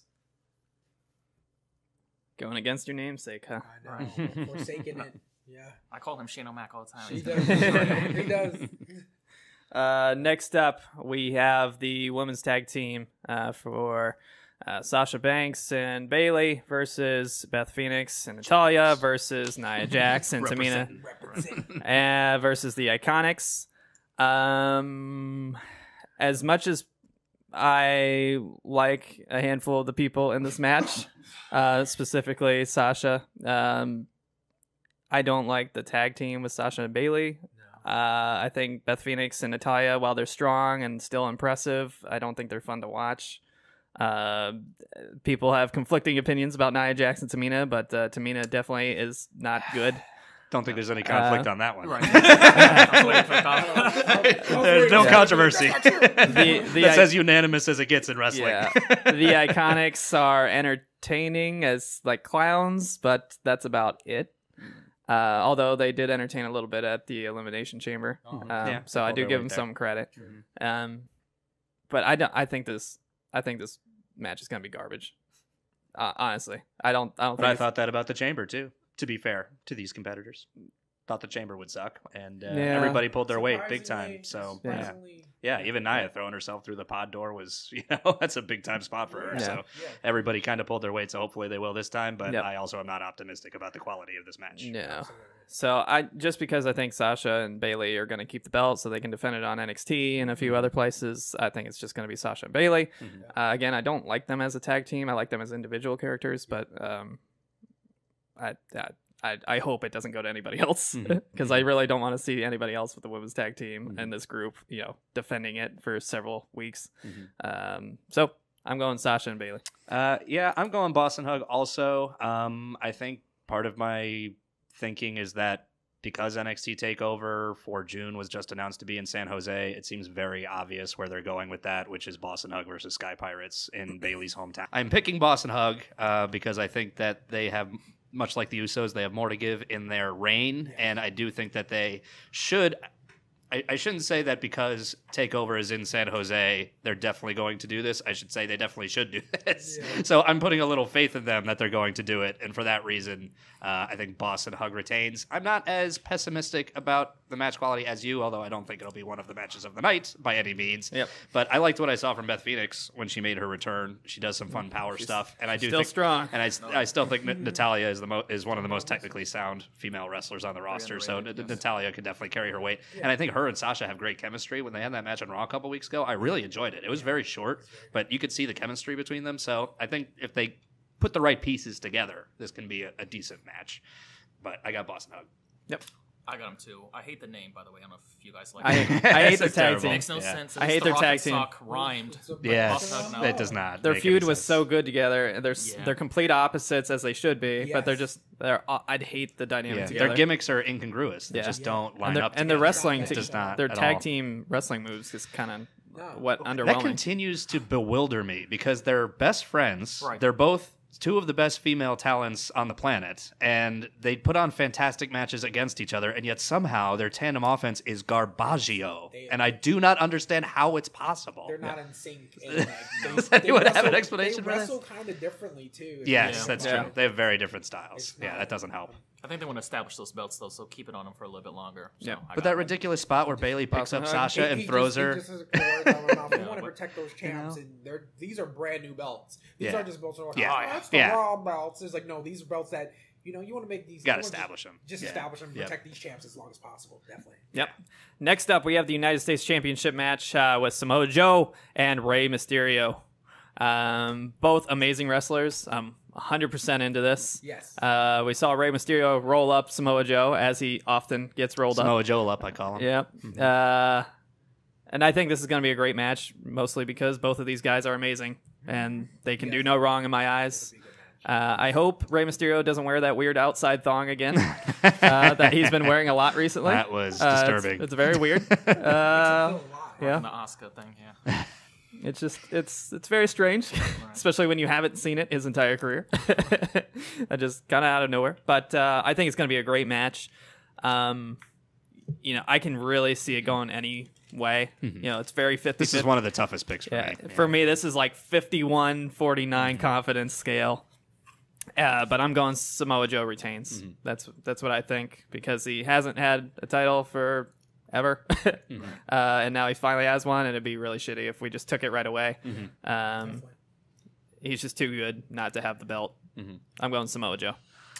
Yeah, I'm also 50-50. I'm going to go with Joe simply because I feel like I'm picking a lot of faces so far, and there needs to be some balance. I will not be picking faces across the board with our biggest three matches, so I think that will bring some balance, as we will see, but I think that there needs to be some balance, and so I feel like Joe is a good candidate to retain as a heel champion, and I think he's got a few more opponents I would like to see him tangle with. So, Samoa Joe. Do we know if he's cleared for sure? Because wasn't he hurt? He twisted his ankle in that spot okay. with Corbin. I haven't heard any updates though. So if it goes Joe Mysterio, I think Joe, you got to establish him as that. If somebody's injured, I'll discount this entire round. Mm-hmm. But yeah, establish Joe for once. Make him look strong. I got Joe. What do you say, Shane? Give Joe his moment, his WrestleMania moment. Mm-hmm. Yeah, we got two back-to-back. His first WrestleMania. Isn't that crazy to think about? I mean, it's agree across the board. 35, 34. He's kind of... Oh, no, he's older than that. He's 39? 39? I think he just turned 40, actually, like a couple weeks ago. I think he just turned 40. Give him his moment. Yeah. Next up... Yeah, he deserves it. Next up, we have the Intercontinental Championship. Bobby Lashley versus Finn Balor. Bobby Lashley currently holding the title. I'm predicting, because A, the Demon's there, and B, Finn has not gotten a win by pinning Bobby Lashley yet. He's always won by pinning, Leo Rush or, some other shenanigans. Or Jinder Mahal because reasons. Yeah. Which was horrible. I hated it. I'm going Finn Balor.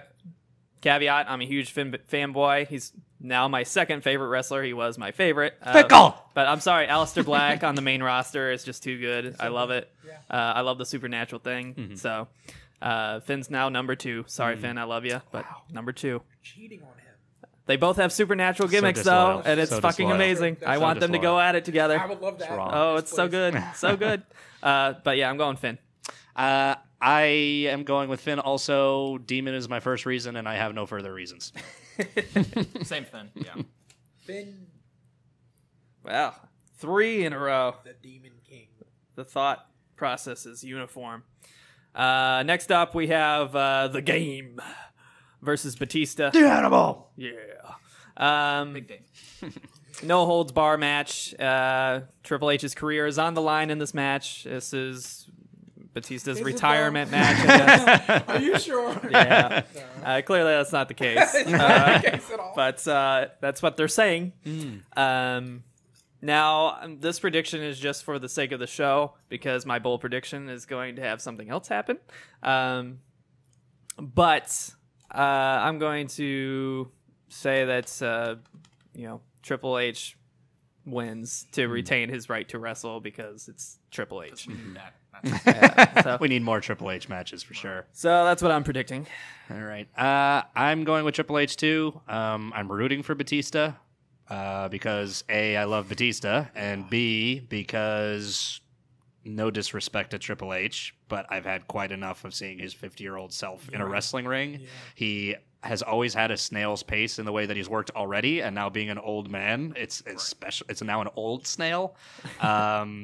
I can't stand many more Triple H matches at this point. And the last time he wrestled, he tore his pec like 30 seconds into the match. Yeah. So his body is going too. It's just I feel like these two guys are going to be racing to see who's going to last longer without a muscle tear because that's what happens when you put 50-year-old jack dudes into a wrestling match. So it's the match I'm least looking forward to, possibly on the whole card. Wow. Even worse than My nap Kurt break, not sleep break.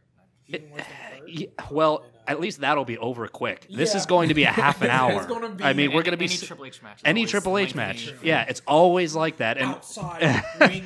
yeah, grapple. it's we're going to be there for half an hour watching this. So just because of that reason, it's definitely the one I'm least looking forward to. Even though I love the guys for their contributions to the industry, and I love Batista, I'll pick Triple H and unfortunately sit through it. Just because his career's on the line, Triple H has to win it. I hate when they do that because they Yeah, let you know give who's it away. gonna win. Yeah. It does not There's happen. no way It he's Give it not away. gonna- It could just been a random match that Yeah. just happened. It was like, no, Triple H, he will never wrestle. And it was like, well, he's going to wrestle tomorrow. Yeah, was that necessary though? What do you say, Shane? You gotta give it to Triple H. Yep. All right. We got another agreement across the board. Not really making any separation so far. I think we will on the next one. All right. We will on the next This one. one's a big one. We got AJ Styles versus Randy Orton after building up this promo feud they've been having for about 3 weeks Fantastic now, which has been promos. awesome. Fantastic They've been promos. tearing apart to fucking shreds, and it's been great to watch. Very entertaining. I hate the Indies. Randy is my favorite Randy, by the way. That's how to get real heat nowadays. Yeah. I think they're two of the best Yeah. especially when Randy wants to be. Yeah. And it's set up to be an awesome, incredible match. Yep. I think AJ Styles is going to win it just to kind of give clout to the indie scene, and because let's face it, most of the roster is now or originated from the indie scene now, and most of the best ones are indie guys. So I'm going AJ Styles. I got the Viper, Randy Orton, in this one. I feel like this is a good opportunity for AJ to have a good reason to pursue new interests on Raw, and I feel like Randy needs a big win. I can't remember his last big win. Maybe Jeff Hardy in it has that been a Hell in a while. Cell match. It seems like it's been a while since Randy He's really tearing scored apart a big his win. ear hole, licking Yeah. it. Oh, did not lick it. That was so gross. So gross. So I feel like Randy's in need of a win. This seems like a good opportunity for both of those guys to move in the directions that they need to move. I do think this will be one of the best matches. I predicted on the show last week that this could be a show stealer. I think these guys are really that good when Randy is, as you said, engaged, which he seems to be with this feud, just based on what he's been doing in the ring since the feud started, as well as what he's been doing on the mic. I think these have been some of the best promo. I mean, after that first promo, I was ready for this match, which is really impressive to hook me with one promo. Yeah, and that's how good it's that's been. great. So very much looking forward to this. But yeah, I got the Viper. All right, what do you say? SmackDown's go home. Didn't Orton stand tall over AJ? If I Uh, recall, I think so. I don't remember. So Yeah, based on yeah. classic WWE Vince logic, I think AJ gets the win back.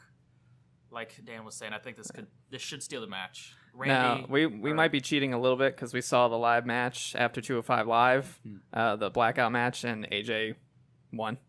So that's another reason why I think AJ's going to win. But yeah, this should be the best match. AJ should definitely have Orton motivated to do something. Yeah. So I feel like that could be the best match on the card. Yep. So I got AJ. I got Orton.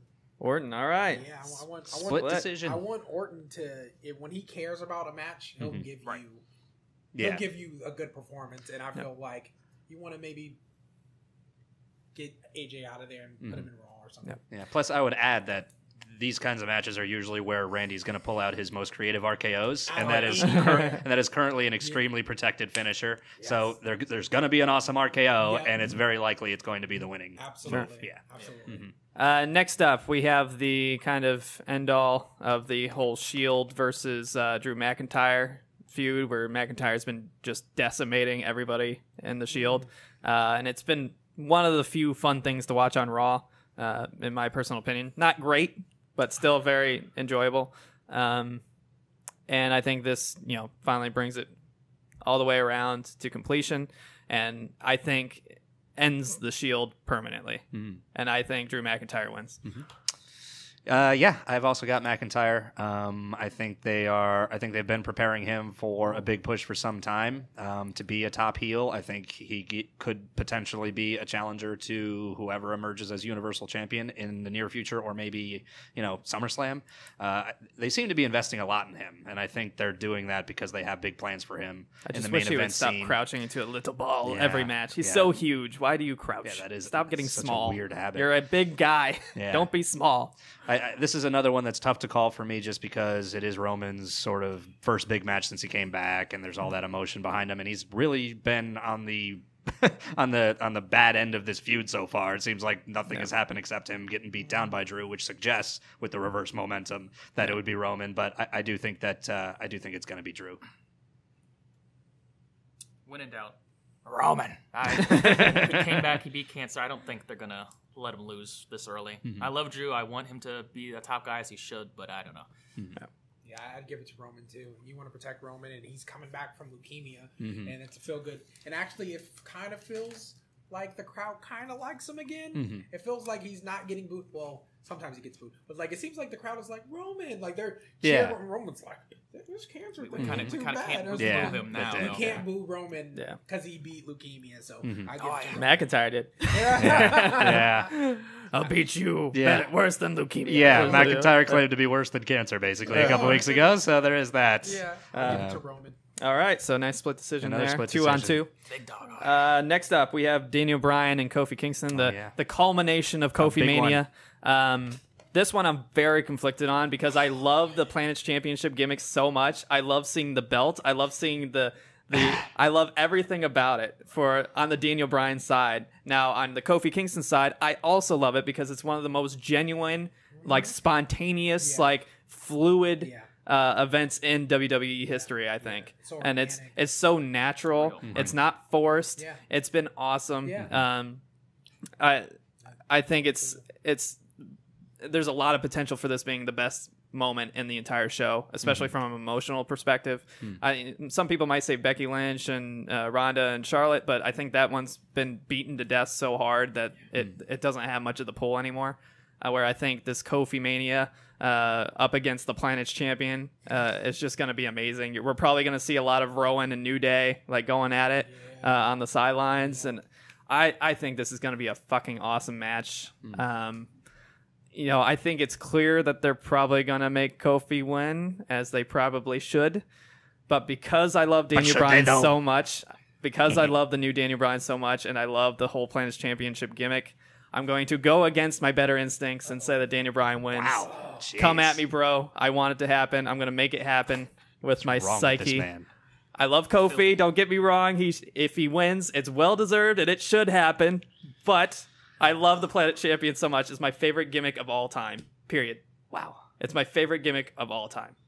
Okay. I love it so much. Okay. I love it. So that happened. I'm going with Kofi, I think. Kofi Mania is running wild. They have not been telling this whole story just for him to fall short in the end. I think they've learned their lesson with Daniel Bryan in 2014, hopefully. I think that we will have a couple big-time feel-good moments in these main event caliber matches. And I think we will have some sadness in one of those main event caliber matches, and it will not be this one. Kofi's going to win. This is another match. This is the only one I'm really thoroughly interested in. I like how they've told the story. And them two together on a wrestling standpoint, I feel like it's been great. Could also be one of the better matches, if not the best one. I got Kofi as well. You can't prolong this and have it like that. But Vince can. Can't put anything past Vince, unfortunately. Same. Kofi? Across the board. We're a little biased, but we're a little biased. No, I get it. It's fucking awesome. Like it's been such a great organic movement, and it should happen. I fully admit that if it was me and 100 other people deciding this, I would be the one person deciding for Daniel Bryan, just because I love this particular gimmick so much. I get it. I love the belt. I love Daniel Bryan. I love the cult that he's forming with Rowan, but Kofi deserves to win. Kofi should be the victor. And it's the natural conclusion. It's the appropriate conclusion to this, to have it on the biggest stage of them all. Yes. So I'm probably going to lose that one. I fully admit. I am sacrificing that point because I enjoy it. So next up, we have the conclusion of the whole Seth Rollins-Brock Lesnar feud, which has been problematic at times, to say the least. Is Brock Lesnar going to retain again? Yes. Oh, sorry. Keep going. Who knows? I think, honestly, this is probably it. I think this, in my opinion, let's face it, Rollins has carried Raw for so long. I think this is the natural person to give the belt to. They haven't made him look very good, with McIntyre beating the shit out of him recently, and him not really saying he's going to beat him, just saying it's possible. But I think this is the moment to finally hand it over. I think Daniel Bryan's going to be the contrast, and I think Seth Rollins is going to be the one that finally takes the belt away from Lesnar. That's what I'm predicting. Yeah, I'm going to go with the reigning, defending, undisputed Universal Champion Brock Lesnar. I feel like these big three title matches are the most consequential matches on the card, and they can't have three baby faces have their crowning moments all on the same card at the same show in front of the same crowd. They will just exhaust the endorphin supply of the live crowd. And because I'm picking baby faces in the other, I feel like out of the big three, Seth, Becky, and Kofi, Seth is the least important of that three. He is the odd man out as far as fan support and as far as the story that was told to get to this point. And then you've also just got Roman Reigns that still exists, which means Seth will not be the top guy as long as Roman Reigns continues to exist. So it seems unlikely that Seth is going to be the guy to take the belt off of Brock Lesnar at this point. I don't think he's been built credibly enough to take the belt off of Brock Lesnar at this point without help. I'm going Brock Lesnar. All right. Yeah, same. If Roman couldn't do it at Mania, what the hell makes you think Yeah. Also, but then who can? Well, there's no one left. There's also, isn't there another Saudi show coming up? Yes. I feel like they're going to prolong this and have a rematch. I think Seth wins it there, but I think Brock wins at Mania. And Brock has been confirmed for that Saudi show, whatever they do with him too. Winning at Mania, and you're gonna love it. That's if there's a bittersweet pill, if that means that Becky wins and Kofi wins. Seth will have to lose. Yeah, exactly. He can take one for the team. Yeah, exactly. He'll have to take one for the team. Yeah, and I'll take that deal personally. Take that bullet any day of the week. Absolutely. All right, and then we have the main event, the first women's main event in WrestleMania history. I don't know how you guys feel about it. I thought it was great at the beginning, and now it's just awful. It's beaten to death. I'm so done with it. I'm ready for this to be over. That's the only reason I want to see this match, is because I don't want any more of this. Period. I hate the storyline. I'm so done. Yes. Yeah. I mean, you're right. Yeah, the storyline is different. I am predicting this to be, even though it's clear that Becky Lynch is the favorite and should be the favorite because she's basically the kind of Stone Cold character now. I think that Vince is going to be Vince, and he's going to give it to Ronda Rousey. I think all these rumors about her wanting to leave is just to mislead. I think it's just to mislead people. Don't you put that evil on me, Ricky Bobby. That's what I honestly believe. I think Ronda Rousey is getting the push because she's Ronda Rousey, and she has the pull that Vince knows he can take advantage of. Yeah. And I think it's gonna bring real heat going into the future. There will be a riot. If Ronda has desecrated our palace and there will be a riot. Took both of the women's belts, I think that's how you get the hail boos. That's how you get the real villain push. That's how you get the real, badass woman character going at full speed. I know people are going to hate it, but that's the point. And that's what Vince is going to see, and that's what he's going to think. I'm going Ronda. Ronda hasn't lost a match. So if we're going to talk about then who, if it's not the most popular woman that you have on your roster on the biggest stage in the first ever women's main event, then who beats Ronda? And that's how I feel about it. It's got to be Becky. She is the most popular performer in the company right now, and it's the first time ever that a woman has been the most popular performer in the company. They're strapping the rocket to her back. She has only taken one clean loss since she beat Charlotte Flair for the title originally in September. It was against Asuka, and then they did everything they could to make us all forget that it happened. To me, that indicates how strongly they feel about pushing Becky. There's a lot of reporting that Vince really, really likes Becky and really, really wants her to be the person. Yeah. This has got to be Becky's moment. This is. They need to close the show with Becky with both belts with a happy crowd. They've done this enough where they close the show with somebody getting booed out of the building, and the after effects of that have been not good. And they have still changed. Watching, aren't you? You're still a subscriber. They have changed course before as a result of that. I don't think that he's not going to end. I don't think he's going to end WrestleMania with the winner getting booed out of the building. This is Becky's moment, and if it's not Becky's moment, then just go ahead and make Ronda the permanent champion and retire her, because nobody else deserves to beat her if the man doesn't deserve to beat her on this stage. I got Becky. Nobody deserves anything, Kofi. Becky, you're a B+ player. Got another wild card for you guys. I think Charlotte. I'm contemplating sitting here. Ooh. But you get... I think that's his bold statement, You get the best of both worlds. You get Ronda leaving, and then the heat, as you were saying earlier. Yeah. Ooh. Charlotte has this corporate choice to have her be both belts, the pedigree. I got Charlotte. That's I'll say Becky. Becky. I think Charlotte's there just to take the pin to protect Ronda. You want to keep Ronda up, but that's why Charlotte's there to take that pin. Wow. And, to eat that pin. And then you got Becky to get the feel good. All right. Well, there you have it. There's all our main predictions. We're going to move on to the bold predictions here. Honestly, I think this woman's final match is actually a little more divisive than people are saying it. I think that there might be some significant, parity between the three players, and I think it's more open than people realize. Yeah, definitely. All right. It's time for the bold predictions. All right. My bold prediction, real basic. I think John Cena is going to run out and interrupt the Triple H and Batista match. And I think because it's no holds barred, we're going to have some controversy at the end here. While I predicted Triple H to win in a standard environment, I think that he's going to help Batista win for some story reason that they'll convey, I'm sure. But that's what I think. I think we're getting a rock concert. I think that Elias will get interrupted as he normally does. Will get increasingly frustrated as the night goes on. Will eventually start ripping the crowd a new asshole, and that is when the People's Champion will show up. And that will infuriate Elias at first until The Rock makes clear that he respects Elias as a musical artist and as a great performer, and he is just there because he wants to have the opportunity to have a duet with Elias, and he will bring his guitar. We will get a rock concert featuring Elias, and then at the end of that concert, Elias will say something disrespectful, and The Rock will challenge him to a match, which he will win in 6 seconds, beating his record against Eric Rowan at a previous WrestleMania. Very specific, but that's my bold prediction. All right, very nice. Do these bold predictions have to coincide with our picks, or no? Okay. I'm gonna do some callbacks. I feel Drew and Roman will start the show. All right, so that'll be the first match.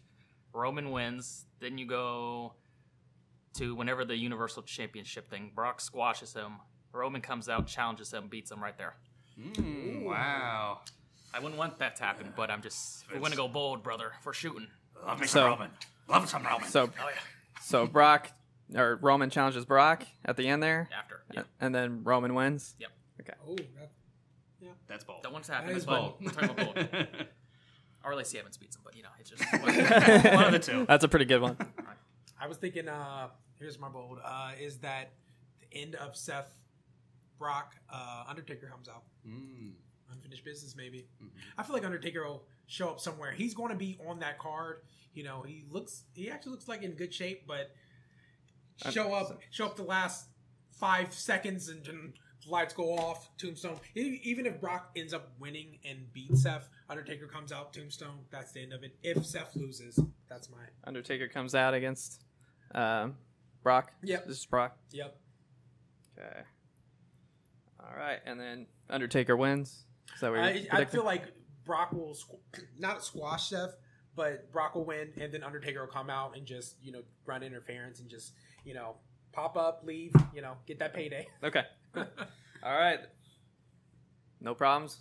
Everybody thinks it's pretty bold. no. All right, we got it locked in. Those are our predictions. All right. It's official. It's on the card. We will see who the victor will be. Who will win the title for Hit the Mats podcast? On behalf of Dan the Man Maloney and myself, I want to thank you for sticking with us. Thank you, Caleb, for coming to the show. Thank you, Shane, for coming to the show. Hopefully, we see more of you guys in the future. You're always welcome. Absolutely. And of course, we got to talk about who gets the title and hand off the title. It should be pretty fun. Remember, you can check us out on our website, hdbvids.com. Combine some stuff there.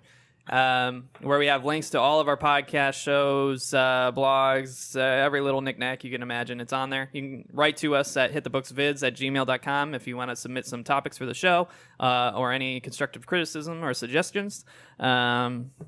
You can talk to us on Twitter at HTBVids. You can talk to us on Facebook at facebook.com/hitthebooks. We have a Patreon page. It's patreon.com/hitthebooks. It encompasses both Hit the Mats podcast and Hit the Books podcast. So you're supporting both shows if you contribute to that.